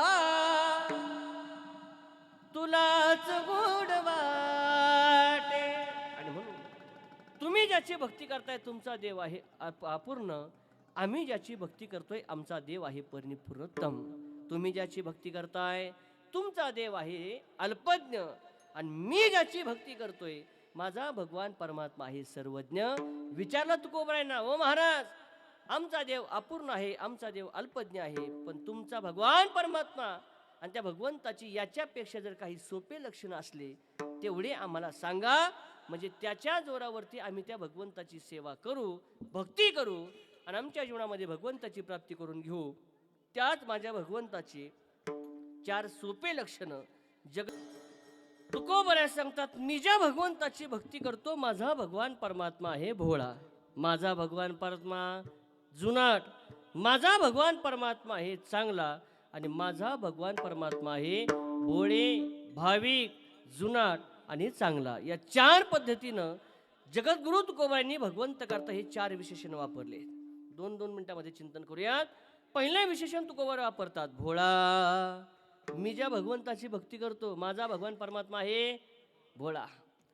भोळा शब्दाचा जर विचार केला तर व्यवहारातला भोळा वेगळा आणि परमार्थातला भोळा वेगळा. बरोबर आहे? व्यवहारामध्ये आपण भोळा कुणाला म्हणतो? कुणाला म्हणतो? ज्याला कळायला थोडंसं कमी. बरोबर आहे का? लोक म्हणतात महाराज हे आमच्या गावचे फार भोळे सद्ग्रस्त फार भोळे. पण भोळ्यात सुद्धा 2 प्रकार आहेत. कोणते? एक हे चालू भोळा आणि एक हे नैसर्गिक भोळा.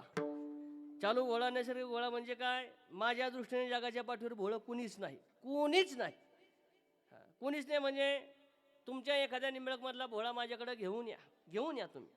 त्याला फक्त मी एवढंच म्हणतो बा, तुझ्या सातबाऱ्यावरती माझं नाव लाव. लावीन का ते?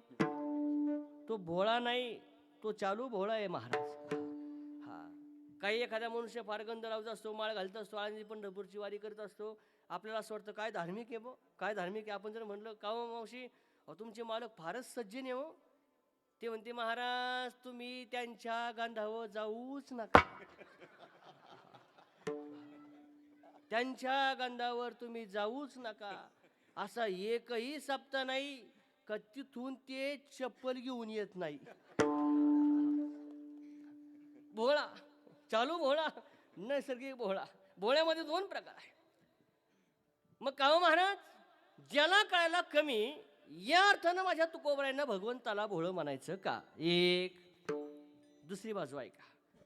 तुकोबरे सांगतात, अरे मी ज्या भगवान परमेश्वराची भक्ती करतो त्या भगवंताचं जर तुम्ही थोडंसं अवलोकन केलं तर माझा भगवान परमात्मा आणि त्याचं वर्णन जर करायचं ठरलं तर कसा आहे तो? ऐका ना. चतुरा तो शिरोमणी गुण लावण्याची खाणी मुकुट सकळा मनी धन्य तुची विठोबा. मी ज्याची भक्ती करतोय माझा भगवान परमात्मा कसा आहे? चतुराचा शिरोमणी. सगळ्यांच्या पाठ आहे. फक्त एक आम्ही गैरसमज असा केलाय सगळ्यांनी का देवाला काही कळत नाही. बरोबर आहे ना? बरोबर आहे ना? बरोबर आहे ना? 100पैकी 70% माणसाचा आज समज असा आहे का देवाला काही कळत नाही, देवाला काही कळत नाही. आणि मग देवाला कळत नाही असं तुम्हाला वाटलं का मग यांची कृती सुद्धा बदलती. कशी कृती बदलते? लक्ष्मण काय का, जी नोट कुठंच चालत नाही ती. खोटं बोलायचं नाही तुम्हाला तुमच्या शेजारच्याची शपथ. मला खरं सांगा, तुम्ही नारळ फोडला तो सगळा नारळ चांगला निघाला. चांगला निघाला नारळ तुम्ही भगवंताच्या पुढे ठेवला आणि मोकळे घरी आले, असं होतंय का हो? नाही. हा, असं खरं बोलायचं कीर्तनामध्ये. आम्ही सगळ्याच्या सगळा नारळ देवाच्या पुढे ठेवतो, पण कधी? हा, त्याला शब्द लय गोड दिला यांनी. नारळ पावला. हा, म्हणजे तुमच्यापैकी बरेच जणांचा गैरसमज असा आहे का चांगला नारळ खाल्ल्यावर देवाचं पोटबीट दुखतं का काय? अवघड लोक म्हणतात महाराज देवाला काय कळतं, देवाला काय कळतं. हे जर तुला कळालं तर तुला कळायचं नाही देवाला काय कळतंय. हो, देव फार हुशार आहे महाराज, देव फार हुशार आहे. देवाला जर एखाद्या माणसाला मीपणा अहंकार झाला असं कळालं, एखाद्या माणसाला ग झाला असं कळालं तर भगवान परमात्मा असे उलटे बटणं टाकतो का 100% फक्त त्यालाच कळतं का देवानं माझा भेद पाहिलाय. बरोबर आहे? बरोबर आहे. उदाहरण सांगतो 2 मिनिटामध्ये ऐका. 10 वर्षापूर्वी मुलाच्या बापाला एवढा गर्व झाला होता, मुलीचा बाप रोज उठायचा का पोराच्या बापाच्या दारामध्ये, साहेब काय जरा लक्ष द्या, मुलगी आहे, लग्न यंदा करायचं नाही. काही काही माणसं त्याच्यापेक्षा पुढे होते. आमच्या दारात तुम्ही मुलगी घेऊन आला, तुम्हाला कळतं का आम्ही कुठं? बरोबर आहे. देवाने हे सगळं पोराच्या बापाचं वागणं बघितलं 5 वर्ष आणि मग देवानी उलटं बटन टाकलं वरून. कसं उलटं बटन टाकलं? डायरेक्ट 1000 पोरांमागं 750 पोरी. मग 250 जे मुलं आहेत महाराज सध्याच्या काळामध्ये. 5 वर्षापासून परिस्थिती सगळी बदलली, एवढी बदलली. आता गणित उलटं झालंय. कसं उलटं झालंय? आता पहिलं मुलीचा बाप पोराच्या बापाच्या पाया पडायचा, आता थोडा बदल झालाय. काय बदल झालाय? अरे लग्न झालेत का तुमचे? आता मुलाचा बाप बस बस बस राहू द्या लक्ष, तो म्हणतो यंदा करायचंच नाही. यंदा लय अवकाळी पाऊस झालाय, पीक पाणी सगळं वाटोळ झालंय, मला यंदा करायचं नाही. मग पोराचा बाप म्हणतो साहेब देणं घेणं काही नाही, काही नाही. तुम्ही तिकडून आणि आम्ही. आता याच्यात सुद्धा बदल झालाय. आता बदल असा झालाय, मुलाचा बाप आणि मुलीच्या बापाची व्यवस्थित बैठक झाली. मुलीच्या बापाने सांगितलं हे बघ तुला वाटतंय लग्न करायचं तर मी असा आहे. मोकळे हात वरती गेले त्यानं. आपल्याकडं बँकेतही काही नाही आणि ताईच्या नावावर सुद्धा काही नाही. तो म्हणतो तुम्ही काही करू नका, मी भक्कम आहे. दृष्टांत आमचा संपला. हे मी का सांगतोय? ज्याला वाटत होतं देवाला काहीच कळत नाही त्याचे हे परिणाम आहे, त्याचे हे परिणाम आहे. लक्ष बरोबर काय का? ज्यावेळेस भगवान परमात्मा आणि भगवान परमात्म्याच्या भोळेपणाचा विचार केला तर तुकोबरे सांगतात माझा भगवान परमात्मा चतुर नाही, चतुराचा शिरोमणी. आपल्या सापेक्ष चतुर म्हणजे आपल्यासारखी चॅप्टर पावला पावलाला पाहायला भेटतात. हा, पण देवा एवढा चतुर जगाच्या पाठीवर कोणीच नाही, म्हणून चतुरा तो शिरोमणी आहे. उदाहरण सांगायचं ठरलं तर जो मनुष्य आपल्या निंबळकमध्ये चॅप्टर त्याच्यापेक्षा चॅप्टर नगर तालुक्यात पाहायला भेटेल का नाही? बोला बोला बोला, 15 मिनिटं राहिलेत फक्त. हां, जो नगर तालुक्यात चॅप्टर त्याच्यापेक्षा चॅप्टर नगर जिल्ह्यात पाहायला भेटेल का नाही? जो नगर जिल्ह्यात चॅप्टर त्याच्यापेक्षा चॅप्टर पुणे जिल्ह्यात पाहायला भेटेल का नाही? जो पुणे जिल्ह्यात चॅप्टर त्याच्यापेक्षा मुंबईला पाहायला भेटेल का नाही? एवढ्या लांब जाऊच नका, जाऊच नका. आपल्या अवतीभोवती असे काही डोमकावळे आहेत महाराज, त्यानं साक्षात्कार दाखवल्यावर कळतं हे एवढं चॅप्टर होतं म्हणून. आहा, फार अवघड गोष्ट आहे. उदाहरण सांगायचं ठरलं तर मी इथं पारनेर तालुक्यामध्ये कीर्तनाकरता गेलो होतो. बरोबर त्याला 2 वर्ष झाली. आता गावाचं नाव सांगत नाही. तुमचे कोणाचे पाहुणे असले तर पदर पेट्रोल घालून माझ्या नावची गाडी जायला बसली तिथं. गावाचं नाव राहू द्या. कीर्तन बिर्तन झालं, पाकिट वगैरे घेतलं, गाडीमध्ये बसलो, गाडी हायवेला लावली, डिझेल भरण्याकरता गाडी पंपवरती घेऊन गेलो. डिझेल बिझेल टाकलं. मी मनामध्ये असा विचार केला, इकडचे तिकडचे कोणते पैसे देऊस तर ताजं त्या ठिकाणी पाकिट आले, त्यातून एक नोट काढून पंपावाल्याला देऊ. चुकले का माझं? चुकलंय का माझं? अरे चुकलंय का माझं? हा, मग ते सांगा ना मला बाबू. गाडीतला लाईट लावला, पाकिट उघडलं, पाकिटातून नोट काढली. ₹100 का जशी नोट पाहिली, मी आणि आमच्या ड्रायव्हर दोघांचे डोळे पांढरे झाले. का माहिती आहे का? त्याचं उत्तर आहे का? ती नोट अशी होती, अर्धा तुकडा 50चा आणि अर्धा तुकडा 100चा. कोणत्या बँकेत चालवायची? आणि एवढा घोळ जर कमिटीने घातला, तुम्हाला वाटतं का परत कमिटीचा फोन लागन? लय अवघड आहे महाराज. आपल्यासारखे चतुर भरपूर पाहायला भेटतात, पण देवा एवढा चतुर कुणीच नाही. म्हणून तुकोबराय सांगता, चतुरा तो शिरोमणी. मग तुकोबराय भगवान परमात्मा एवढा त्या ठिकाणी चतुर आहे, तर तुम्ही भगवंताला भोळं का म्हटलं? त्याचं उत्तर आहे का? भगवान परमात्म्याला भोळं म्हणण्याचे 2 महत्वाचे कारण आहेत. पहिलं कारण, भगवान परमात्मा भक्ताच्या भक्तीमध्ये नको नको ती कामं करतो ना, म्हणून भगवान परमात्मा आहे भोळा. एक. आणि दुसरं कारण, भगवान परमात्मा भक्ताकडून कमी घेतो आणि त्याच्या बदल्यात जास्त देतो, म्हणून भगवान परमात्मा आहे भोळा. 2 कारणं सांगितलीत. पहिलं, कमी घेतो आणि जास्त देतो. उदाहरण सगळ्यांना माहिती आहे, सुदामदेवाचं.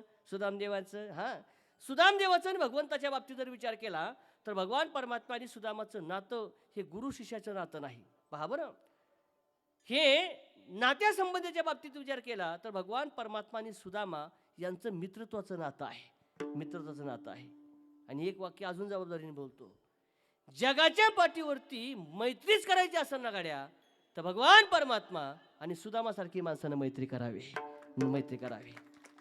काय विशेष आहे त्या मैत्रीमध्ये? मग ऐका ना, एक काही मागत नाही आणि दुसरा न मागता सगळं दिल्याशिवाय राहत नाही. हे 2 गोष्टीत मैत्रीमध्ये. सुदामा गेला होता भगवंताकडं कशा करता? काहीतरी मागण्याकरता. मागितलं का? नाही मागितलं. मग सुदामानं मागितलं नाही म्हणून भगवंतानं दिलं नाही असं आहे का?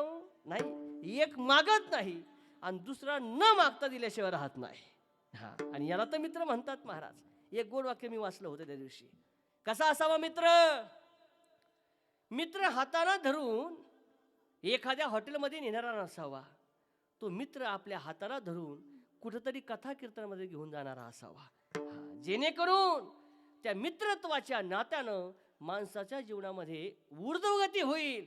मित्रत्वाच्या नात्यानं त्या माणसाची अधोगती तरी होणार नाही. आणि म्हणून तर सांगतात दादा, वाट चुकणार नाही जीवनभर तुझी, वाट चुकणार नाही जीवनभर तुझी. एक तू मित्र कर, एक तू मित्र कर, आरशा सारखा मित्र वनव्यामध्ये गारव्या सारखा. दुःख अडवायला उंबरा सारखा, दुःख अडवायला उंबरा सारखा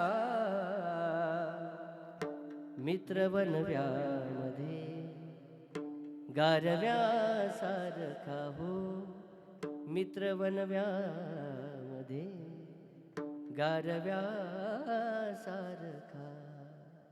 कसा असावा मित्र? आरशाप्रमाणे असावा. आरसा तुम्हाला सगळ्याला माहिती आहे, बरोबर आहे? आरसा आणि आरशाच्या बाबतीमध्ये जर विचार केला तर आरसाचं एक सत्य वास्तव्य आहे. काय वास्तव्य आहे हो? जसं मनुष्य आहे आरसा तसंच दाखवण्याचं काम करतो. बरोबर आहे? बरोबर आहे. आरशाचे एक त्या ठिकाणी फार मोठा गुणधर्म आहे. जसा माणूस आहे तसाच दाखवतो. आणि मित्र सुद्धा आरशासारखाच असावा. कसा? जसा आहे तसा त्यानं सांगावं. बरोबर आहे. एखादी गोष्ट चुकीची वाटली तर त्यानं ती चूक आहे म्हणून सांगावी, आणि एखादी गोष्ट 100% त्याला पटली तर पटली म्हणून सांगावी. याला म्हणतात मित्र वणव्यामध्ये आरशासारखा. आरशासारखा. आरशाचा गुणधर्मच फार त्या ठिकाणी महत्वाचा आहे. एक बिचारी बाई 20-22 वर्षाची होती, बाजारामध्ये गेली आरसा आणण्याकरता. ती म्हणले, बाबा आरसा द्या. घेतला आरसा. केवढ्याला आहे? म्हणले 5 रुपयाला. घेतला आरसा. घरी आली. आता त्या बाईचं ना आरशाचं काय नातं असेल महाराज माहिती नाही. सकाळी उठल्यापासून संध्याकाळी झोपली तेवढीच फक्त शांत आहे महाराज. उठली का तोंड बघायची, इकडं केस विचार तिकडं केस विचार, इकडं पावडर लाव तिकडं पावडर लाव. अख्खा दिवस त्याचा तसा जायचा. बिचारीचं वय झालं 70-80 वर्षाचं. तिचा आरसा फुटला आणि मग असं वाटलं परत एकदा आरसा घेऊन येऊ, आणि म्हणून परत निंबळकच्या बाजारामध्ये गेली. गेल्यानंतर आरसा हातात घेतला. म्हणले, ए बाबा हा आरसा केवढ्याला आहे? म्हणले 50 रुपयाला. तिनं आरसा हातात घेतला आणि तोंड पाहिला. म्हणले, मला काय फसवते का? म्हणले, काय झालं? असं कुठं असतं का? म्हणले, मी 40 वर्षापूर्वी 5 रुपयाचा आरसा घेतला होता, त्याच्यात किती चांगले दिसत होती, आणि आता 80 रुपये घालून बघ म्हणले माझं तोंड कसं दिसत. आता दोष आरशाचा आहे काहीच्या तोंडाचा आहे हो? बोला बोला बोला बोला बोला. सांगू तुम्हाला, मित्रत्वाच्या नात्यामध्ये सुद्धा मित्र जर आरशासारखा असला, तू वाईट वागला हे सांगणाराही मित्र असावा, तू वाईट चांगला वागला हे सुद्धा सांगणारा मित्र असावा. भगवान परमात्मा आणि सुदामाचं नातं हे गुरु शिष्याचं नातं नाही, हे मित्रत्वाचं नातं आहे.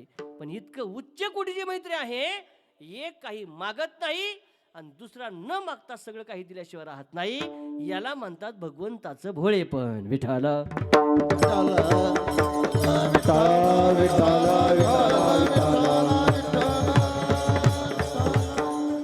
आणि दुसरं भगवंताचं भोळेपण काय?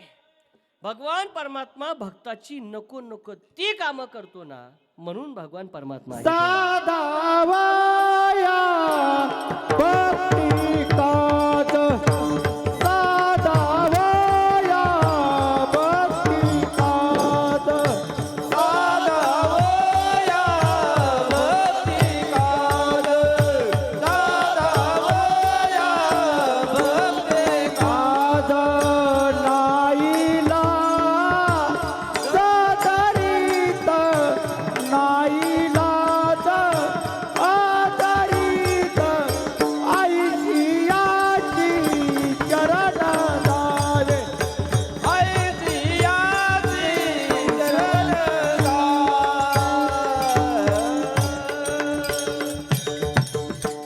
साधावया भक्ती काज आणि नाही लाज धरीत. भगवान परमात्मा भक्ताची नको नको ती कामं करतो ना, म्हणून देव आहे भोळा. हा भंग सगळ्याच्या पाठ आहे. उंच नीच काही नेने भगवंते, तिष्ठे भाव भक्ती देखून या, दासीपुत्र कन्या विदुराच्या भक्षे, दैत्य खरे रक्षे प्रल्हादाशी. मला खरं सांगा, ढोरं ओढणं हे चांगलं आहे का हो? बोला बोला बोला. नाही ना दादा. अहो वास आला माणसाचा 1 किलोमीटरहून लाग दाबून माणूस लांब पळत जात आहे. पण तरी सुद्धा माझा भगवान परमात्मा माझ्या चोखोबरायांसंग ढोरं ओढण्याचं काम करतोय. याला म्हणतात भगवंताचं भोळेपण. भगवंताचं भोळेपण. फक्त एक, तो भगवान परमात्मा आमच्या प्रपंचामध्ये सुद्धा आमच्या कामाला यावं असं वाटत असल तर त्या भगवंताची एकनिष्ठ भावानं चरण सेवा करा. बरोबर आहे? प्रसन्न झाल्याशिवाय जर एखादा माणूस दुसऱ्या माणसाला काही देत नसेल तर प्रसन्न केल्याशिवाय भगवान परमात्मा आम्हाला काय देऊ शकतो कधी? असं होत नाही. भगवंताची सेवा करा. भगवंताकडे मागू नका कधीच काही. कधीच मागू नका. का मागू नका? तुमच्या जीवनामध्ये काय पाहिजे, किती पाहिजे आणि कसं पाहिजे हे ज्याला न सांगता कळतं ना, त्याला भगवान परमात्मा असं म्हणतात. कधीच मागायचं नाही. तुम्ही मागू नका. पण तुमच्या अपेक्षापेक्षा तुम्हाला जास्त दिल्याशिवाय राहत नाही, त्याला भगवान परमात्मा असं म्हणतात. भगवान परमात्मा, बरोबर आहे. उदाहरण मी तुम्हाला नेहमी सांगत असतो. मुलाला लागलेली भूक आईला कळते का मम्मीला? हो, मुलाला लागलेली भूक आईला कळते का मम्मीला? हा, मम्मीला कळण, पण मोबाईल बाजूला ठेवल्यावर. बरोबर आहे ना. काही काही ते व्हिडिओ येतात महाराज मोबाईलचे, असं वाटतं लोक काय पागल झाले त्या मोबाईलमध्ये. इतके पागल. ऐका ऐका ऐका, मोबाईल ही तुमची गरज आहे, पण समाजाचा मोबाईल हा व्यसन झालाय. हे सगळ्यात मोठं दुर्दैव आहे. गरज वेगळी आणि व्यसन वेगळं.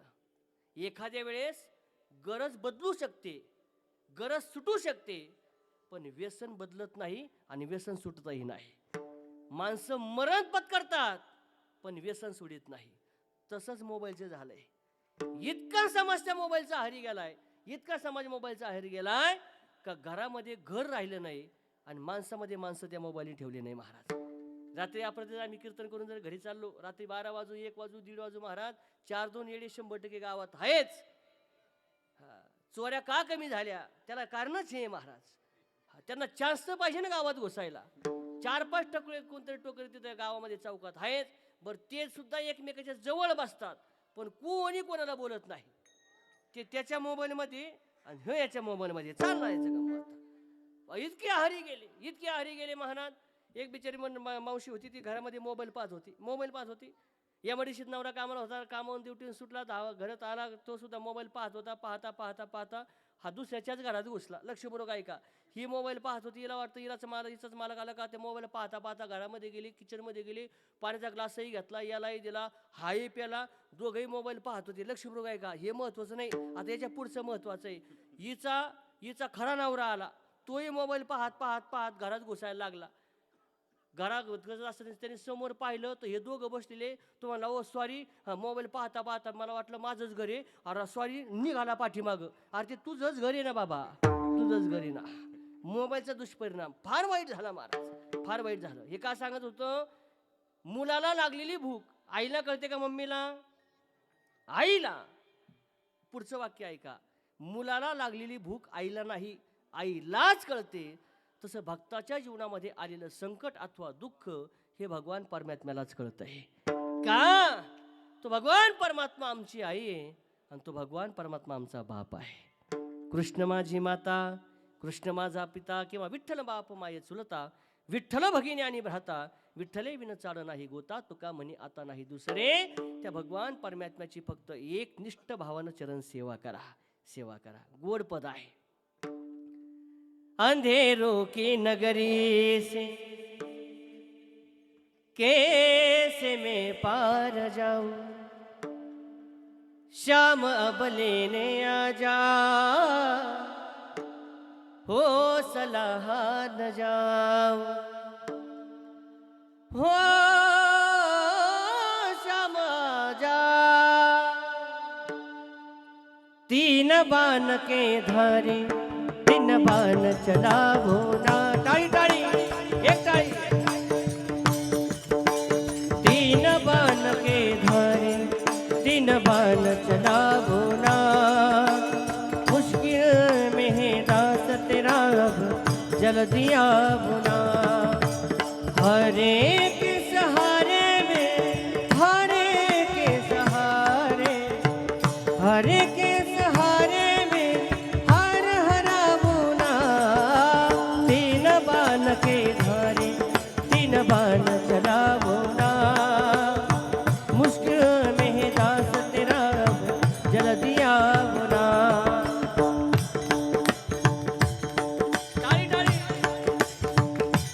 हो तूफानों ने घेर लिया, मुझे राह नजर ना आवे, तुम बिन मेरा कौन जो मेरी बाह पकड़ ले जावे. भटक रहा राहों में बाबा,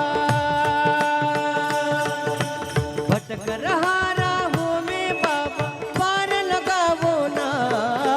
3 बाण के धारे 3 बाण चलावो ना, मुश्किल में है दास तेरा अब जल्दी आवो ना, अब जल्दी आवो ना, अब जल्दी आवो ना.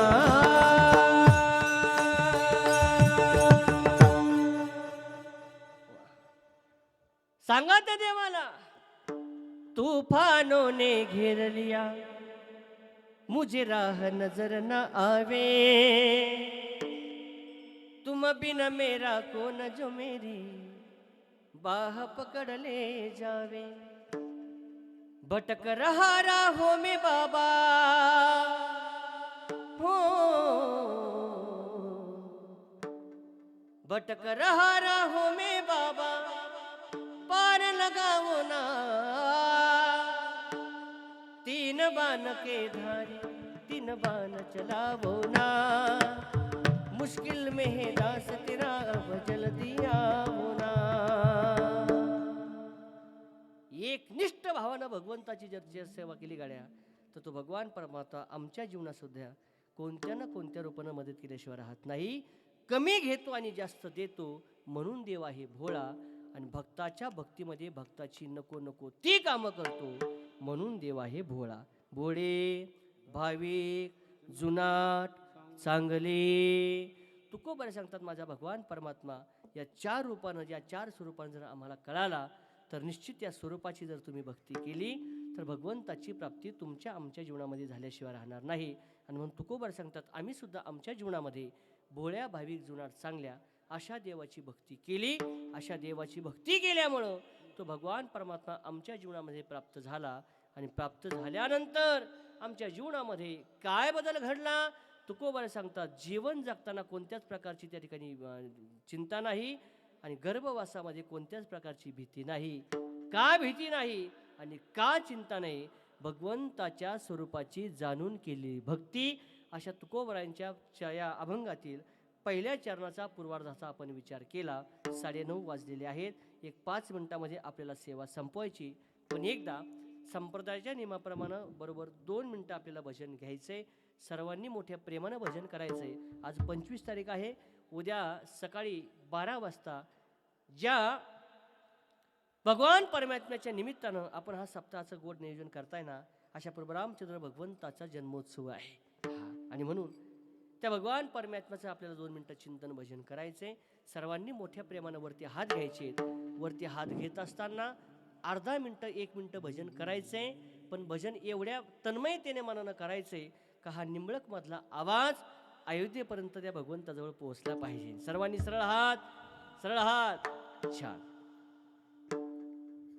श्रीराम जय राम जय जय राम, श्रीराम जय राम जय जय राम, श्रीराम जय राम जय जय राम, श्रीराम जय राम जय जय राम, श्रीराम जय राम जय जय राम, श्रीराम जय राम जय जय राम, श्रीराम जय राम जय जय राम,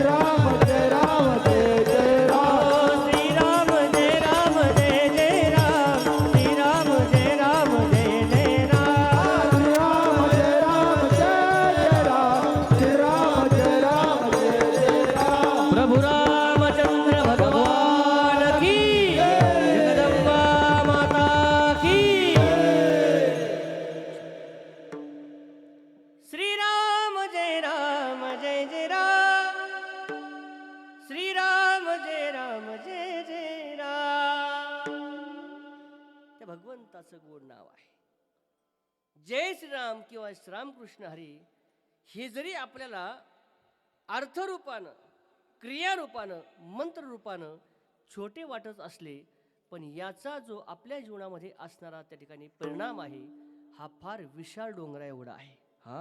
का हे नामस्मरण करत असताना फार सहजता आहे, फार सहजता आहे. पण याच्या फलाच्या बाबतीत जर विचार केला तर याच्यापेक्षा श्रेष्ठ फल कलियुगामध्ये दुसरं कोणतंच नाही. नामस्मरण हे साधन फार तीव्र आहे. जगाच्या पाठीवरती नामस्मरणानं काय होऊ शकतं? वृंदावनामध्ये आज संत प्रेमानंद महाराज आहेत. बहुतेक जण तुम्ही व्हिडिओ पाहत असाल, एखाद्याला व्हिडिओ पाहत असेल पण नाव त्यांचं माहीत नसेल. पूजनीय महाराजांच्या जीवनात जर तुम्ही बघितलं तर 17 वर्षापूर्वी जे महाराज आजारी पडले होते, महाराजांना त्या ठिकाणी ॲडमिट करण्यात आलं. परिस्थिती फार हालाकीची होती. किती हालाकीची? काशी विश्वनाथाच्या मंदिराजवळ त्या गंगेच्या काठावरती महाराजांनी बसावं. पहा बरं, त्या अंत्यविधी करत असताना जो काही प्रसाद भात असेल तो भात त्या ठिकाणी गोळा करायचा, तो भात खायचा आणि आपला उदरनिर्वाह करायचा. एवढी हालाकीची परिस्थिती महाराजांची होती. पण हालाकीची परिस्थिती असताना सुद्धा अखंड भगवंताचं नामस्मरण चालू आहे. राधा राधा राधा राधा राधा. ॲडमिट करण्यात आलं आणि डॉक्टरांनी सांगितलं, महाराज, स्वामीजी, काय तुमच्या 2ही किडन्या निकामी झाल्यात. मग आता काय? काही नाही. जास्तीत जास्त तुम्ही 2 ते 2.5 महिन्याची सोबती आहात. या 2.5 महिन्यामध्ये जेवढं काही तुम्हाला जीवन जगून घ्यायचं ना तेवढं जीवन जगून घ्या. काय केलं असेल महाराजांनी? काय केलं असेल महाराजांनी? 2.5 महिन्यामध्ये मला मरायचंय हे वाक्य कळल्यानंतर त्यांना दुःख नाही झालं. आपल्यासारखा एखादा असता महाराज त्यांनी खाणं पिणं सोडून दिलं असता. दुःख नाही झालं त्यांना. मग ते म्हटले, माझ्या राधाराणीचे माझ्यावरती फार मोठे उपकार झालेत. काय उपकार? 2.5 महिन्याने मी मरणार आहे, किमान माझं मरणाचा दिवस तरी माझ्या भगवंताच्या कृपेने आज मला कळालाय. 24 तास राधा राधा राधा म्हणून जप चालू केलाय. लक्षपूर्वक ऐका. आज तब्बल 17 वर्ष झालेत. 17 वर्षानं सुद्धा आजही प्रेमानंद महाराज तेवढ्याच ताकदीनं आणि तेवढ्याच उत्साहानं भगवंताचा जप करतायत, नामस्मरण करतायत आणि आपलं जीवन आनंदाने जगतायत. दिवसा डायलिसिस आहे, दिवसा डायलिसिस आहे. पण लक्षपूर्वक ऐका, नाम आणि नामाचा प्रभाव एवढा आहे दादा, का ज्या महात्म्याला घाटावरचा भात गोळा करून आपली उपजीविका भागावी लागायची ना दादा, त्याच महात्म्याकरता आज भारताचे राष्ट्रपती त्यांच्या दर्शनाकरता जातात. ही नामस्मरणाची ताकद आहे महाराज, नामस्मरणाची ताकद आहे. अजून काय द्यावं नामस्मरणानं आपल्याला? काय द्यावं? फक्त विश्वास ठेवा, विश्वास ठेवा. आम्ही वाई कीर्तना करता काय जीवन आहे आमचं महाराज, कवडी मोलाची किंमत आहे आमची. वस्तुस्थिती सांगतो तुम्हाला. फक्त एक ज्ञानोबा तुकोबारांचं नाव फक्त मुखामध्ये धारण केलं दादा, आज लोक हार काय, तुरे काय, मान काय, सन्मान काय. हा मान सन्मान आमचा नाही दादा, ज्याचं नाव आम्ही मुखामध्ये धारण केलं ना त्याचा हा मान सन्मान आहे, मान सन्मान आहे. आणि म्हणून नामस्मरण ही गोष्ट किरकोळ समजायची नाही. माणसाच्या जीवनामध्ये माणसाला पाहिजे त्या गोष्टी देण्याचं सामर्थ्य आहे भगवंताच्या नामामध्ये, नामामध्ये. आणि म्हणून तर सांगतात दादा, श्रीराम जानकी बैठे हैं मेरे सीने में, श्री राम जानकी बैठे हैं मेरे सीने में, श्री राम जानकी बैठे मेरे जय श्री राम। श्री राम जानकी बैठे मेरे सीने में, देख लो मेरे दिल के नगीने में,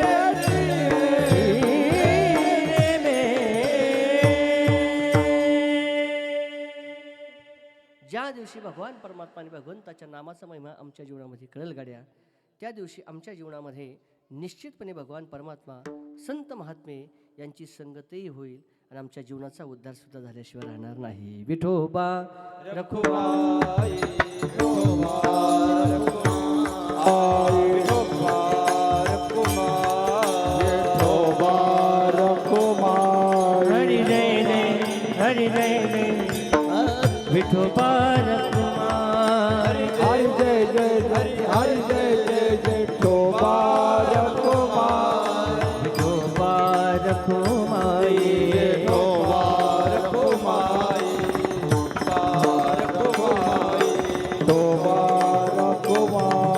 विठोबा रखुमाई विठोबा रखुमाई विठोबा रखुमाई विठोबा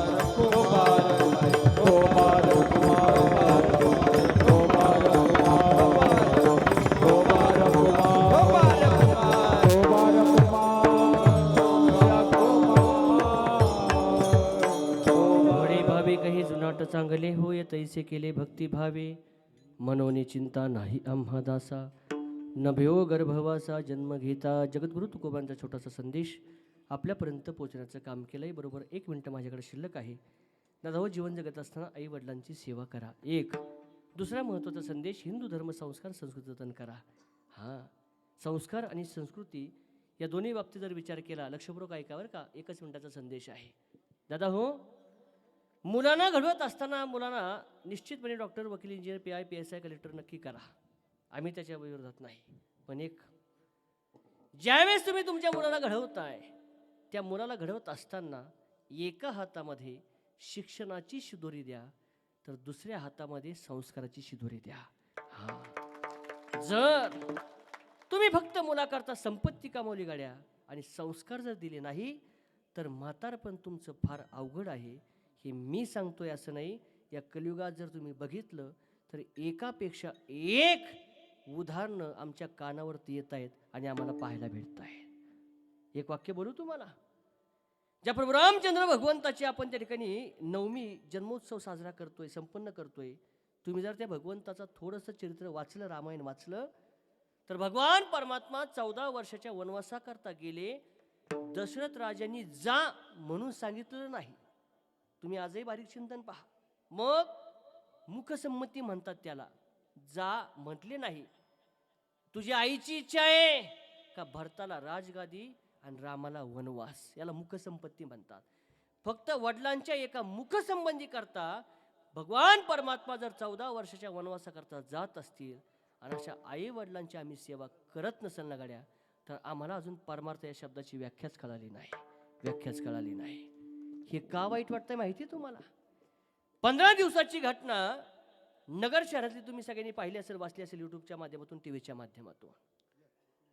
मुलाला होतं व्यसन फक्त गोवा आणि मावा खायचं. आई मावा गोवा खाण्याकरता पैसा देत नाही. 28 वर्षाच्या मुलाला राग आला आणि कैऱ्या कापायच्या अडकीत त्यानं आपल्या आईचे खांडोळे केले आणि एका पोत्यामध्ये घालून त्या आईच्या मृतदेहासोबत त्या आईच्या त्या पोत्यातल्या मृतदेहा शेजारी तो मुलगा 28 वर्षाचा गोट्या खेळत होता. पोलिसांनी त्याला हाक मारली. पण त्याच्या चेहऱ्यावरती अजिबात लवलेश नव्हता दुःखाचा आणि अजिबात लवलेश नव्हता आईला मारल्याचा. हे का घडतंय? का घडतंय? आम्ही फक्त आमच्या मुलाकरता संपत्ती कमवण्याच्या पाठीमागं लागलोय. कधीतरी या मुलाला जर आम्ही संस्कार दिले नाही तर या मुलाचं भविष्य फार अवघड आहे, याची जाणीव त्या ठिकाणी आईवडिलांना ठेवणं गरजेचं आहे. शेवटचा दृष्टांत सांगतोय संभाजीनगरमधला. 3 वर्षापूर्वी वडील डॉक्टर होते, आई डॉक्टरीन होती, मुलगा डॉक्टर, सुनबाई डॉक्टरीन, मुलगा आणि सुनबाई अमेरिकेला निघून गेले. घरी सांभाळायला कोणी नाही म्हणून आई वडिलांना वृद्धाश्रमामध्ये ठेवण्यात आलं. 3 वर्षापूर्वी आई आजारी पडली, आई वारली. वडील शेवटच्या घटका मोजत होते 7 महिन्यापासून. वडिलांना सांगितलं वृद्धाश्रमाच्या संस्थापकांना, साहेब मुलाला फोन लावा, एकदा मला पाहायची इच्छा आहे. फोन गेला आश्रमातून, साहेब तुमचे वडील शेवटच्या घटका मोजतायत, यावं लागेल तुम्हाला भेटायला. सांगितलं मला वेळ नाही. वेळ भेटला का वडिलांना भेटण्याकरता येतो. लक्षपूर्वक ऐका. 7 महिन्यानंतर वडिलांना स्वतःचे प्राण सोडून दिले आणि मग पुन्हा आश्रमातून फोन गेला, साहेब 7 महिन्यापासून तुमचे म्हातारे वडील तुमची वाट पाहत होते, तुम्ही आला नाहीत, पण किमान आता अंत्यविधी करण्याकरता वडिलांच्या या. पुन्हा त्या ठिकाणी उत्तर मिळालं, येण्याकरता मला वेळ नाही. अंत्यविधी करून घ्या, 10वा करून घ्या, 13वा करून घ्या, जेवढा खर्च होईल तेवढा सांगा, दुसऱ्या मिनिटाला तो खर्च तुमच्या अकाउंटवरती ट्रान्सफर करतो. लक्षपूर्वक ऐका.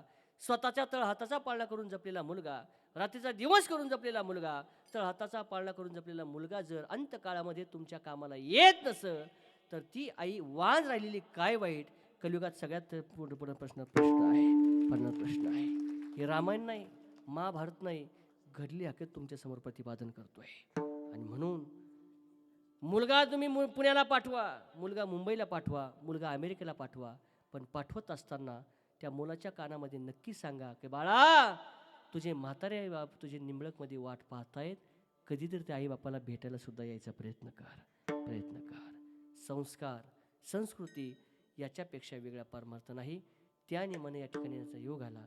झालेली कीर्तनरूपी सेवा पुनश्चदा भगवान पंढरीश पांडुरंगाच्या ज्ञानोबा तुकारामांची त्यांनी समर्पित करत असताना गेल्या अनेक वर्षापासून भगवान जगदंबेच्या प्रांगणामध्ये प्रभू रामचंद्र भगवंताच्या नवमीच्या उत्सवाच्या निमित्तानं प्रतिवर्षाप्रमाणे संपन्न होत असलेला हा खरं सप्ताह याही वर्षी मोठ्या थाटामाटामध्ये संपन्न होत आहे. या सप्ताहाचे असणारे आयोजक सन्माननीय आमचे आदरणीय साठे साहेब, त्यांचा संपूर्ण परिवार, आदरणीय आमचे दादा असतील, सन्माननीय आमचे अमोल भाऊ असतील, त्यांचा संपूर्ण परिवार हे जरी आयोजक असले पण मला असं वाटतंय या सर्वांना, या परिवाराला विशेष उपस्थितीच्या रूपानं तुम्ही सर्व ग्रामस्थ मंडळी सहकार्य करताय आणि म्हणून तुमचे मी शतशः ऋणदेश व्यक्त करतोय. हा परिवार अतिशय गोड कार्यक्रमाचं नियोजन करतोय. तुम्ही सर्व मोठ्या प्रेमानं आनंदाने या कार्यक्रमाचा देखील लाभ घेताय आणि म्हणून या साठे परिवाराचे तुम्ही सर्व ग्रामस्थ मंडळी, भक्तमती माता सर्वांचे मनापासून आभार. या कीर्तनरूपी सेवेकरता उपस्थित ज्यांनी गोड साथ केली असे असणारे सर्व आदरणीय आमचे महाराज, सर्वांचे मनापासून आभार. आदरणीय आमचे विष्णू महाराज असतील, महाराजांचे मनापासून आभार मानतो. माझा आवाज आपल्यापर्यंत पोहोचणारे सन्माननीय आमचे सोमादादा असतील, त्यांचे मनापासून आभार मानतोय. आज या कीर्तनरूपी सेवेकरता उपस्थित आपल्या गावात असणारे भूमिपुत्र आदरणीय आमचे परमार्थ स्नेही आदरणीय आमचे संदीप महाराज असतील, महाराजांचे मनापासून आभार मानतो. आभार मानत असताना या कीर्तनरूपी सेवेकरता उपस्थित हो ना हां या कीर्तनाकरता उपस्थित आदरणीय सन्मान्य ज्यांचं परमार्थामध्ये वेळोवेळी त्या ठिकाणी आपल्या सर्वांना सहकार्य असतं, आदरणीय आमचे माधवरावजी लांबकडे साहेब या ठिकाणी उपस्थित आहे. साहेबांचे मनापासून आभार मानतो. माझा आवाज आपल्यासह महाराष्ट्रामध्ये, महाराष्ट्राच्या कानाकोपऱ्यामध्ये पोहोचण्याचं काम जे करतायत. वा छान. सन्मान्य साहेबांनी या ठिकाणी सांगितलंय का आपले विष्णू महाराज यांना त्या ठिकाणी मृदुंग क्षेत्रामध्ये अतिशय चांगलं काम करत असल्यामुळं त्यांना परवा या ठिकाणी पुरस्कार द्यायचा आहे. एकदा सर्वांनी त्यांच्याकरता टाळ्या वाजवा पहा. हा आपल्याकरता अभिमान स्वाभिमान का आहे. ज्यांचं नाव आज महाराष्ट्रामध्ये गाजतंय ते सुद्धा आपल्या गावामध्ये काही काळ वास्तव्य करता राहिलेत आणि जसा तुमचा आमचा प्रेमाचा जिव्हाळ्याचा संबंध आहे तसा तुमचा आणि त्यांचा सुद्धा प्रेमाचा जिव्हाळ्याचा संबंध आहे. म्हणजे पुत्राचे वार्ता आणि पिता सुखवत जाय. जसं मुलगा जर यशस्वी झाला तर त्याचा अभिमान वडिलांना असतो, तसं आपले विष्णू महाराज उत्तरोत्तर महाराष्ट्रामध्ये फिरतायत, प्रगती करतायत, त्याचा अभिमान आई वडिलांच्या नात्यानं आपल्यासुद्धा गावाला नक्कीच आहे. आणि म्हणून त्यांचे मनापासून आभार मानतो. माऊली एच.डी.चे सर्व आदरणीय आमचे उंबरकर दादा असतील, त्यांचे मनापासून आभार मानतो. यांनी हा कार्यक्रम आता आजीवन लाईफ टाईम झाला तो यूट्यूबच्या माध्यमातून अतिशय गोड शिस्ती या ठिकाणी त्यांनी शूटिंग केलेली आहे. त्यांचे मनापासून आभार मानतो. उपस्थित सर्वांचे मनापासून आभार मानत असताना तशी नियोजित माझी कालची सेवा होती, परंतु 2 तारखी एका दिवशी घेण्यात आल्या. सन्मान्य आम्ही खिस्से महाराजांना फोनही केला, म्हणले महाराज अशी अशी अडचण आहे, लांबचं कीर्तन तर रामनगरचं, बाहेरचं कीर्तन टाळता काय येत नाही, सोशल मीडिया फार वाईट आहे महाराज. त्यानंतर आम्ही म्हटलं असतं बो येत नाही, शक्य होत नाही, तर त्यांनी लगेच टिप्पणी लिहिली असती, याला मोठं पाकिटाचं कीर्तन भेटलं, कुठंतरी मोठ्या पाकिटाचं तिथं गेला, या महाराजांनी आम्हाला त्या ठिकाणी धड मारला, संप्रदायामध्ये फार त्या ठिकाणी सुसवाड झाला, पैशाच्या मागं मार लोक पळायला लागले, सोशल मीडिया फार वाईट आहे. आणि म्हणून तू मला आजचं उद्या केलं तर तुम्ही माझ्या प्रेमाचे आहात. त्यांना फोन केला, त्यांनी सांगितलं महाराज काळजी करू नका, 24ला मी कीर्तन करतो, 25ला तुम्ही सेवेकरता या. आणि त्यांनी त्या ठिकाणी दाखवलेल्या मनाच्या मोठेपणामुळं त्याही ठिकाणी सेवेला जाता आलं आणि याही ठिकाणी पुन्हा तुमच्या सेवेचा योग आला. आणि म्हणून पुनश्च तुमच्या सर्वांचे मनापासून आभार मानतो. माझं शेवटचं एकच वाक्य, जितनी मेहरबान्या आपने की, जितनी मेहरबान्या आपने की उतनी मेरी औकात नहीं, ये तो कृपा है ज्ञानेश्वर महाराज तुकाराम महाराज मेरे गुरु महाराज की, वरना मुझमें ऐसी कोई बात नहीं, वरना मुझमें ऐसी कोई बात नाही. तुका म्हणे आम्हा देवाचा संगात, नाही विसंबत येरा,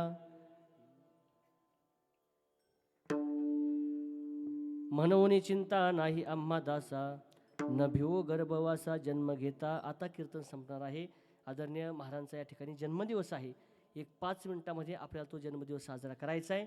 तोपर्यंत कोणीही महाराजांच्या प्रेमापोटी आपली जागा सोडायची नाही अशी सर्व विनंती करतो आणि याच ठिकाणी थांबतो. विठ्ठल जय जय विठ्ठल.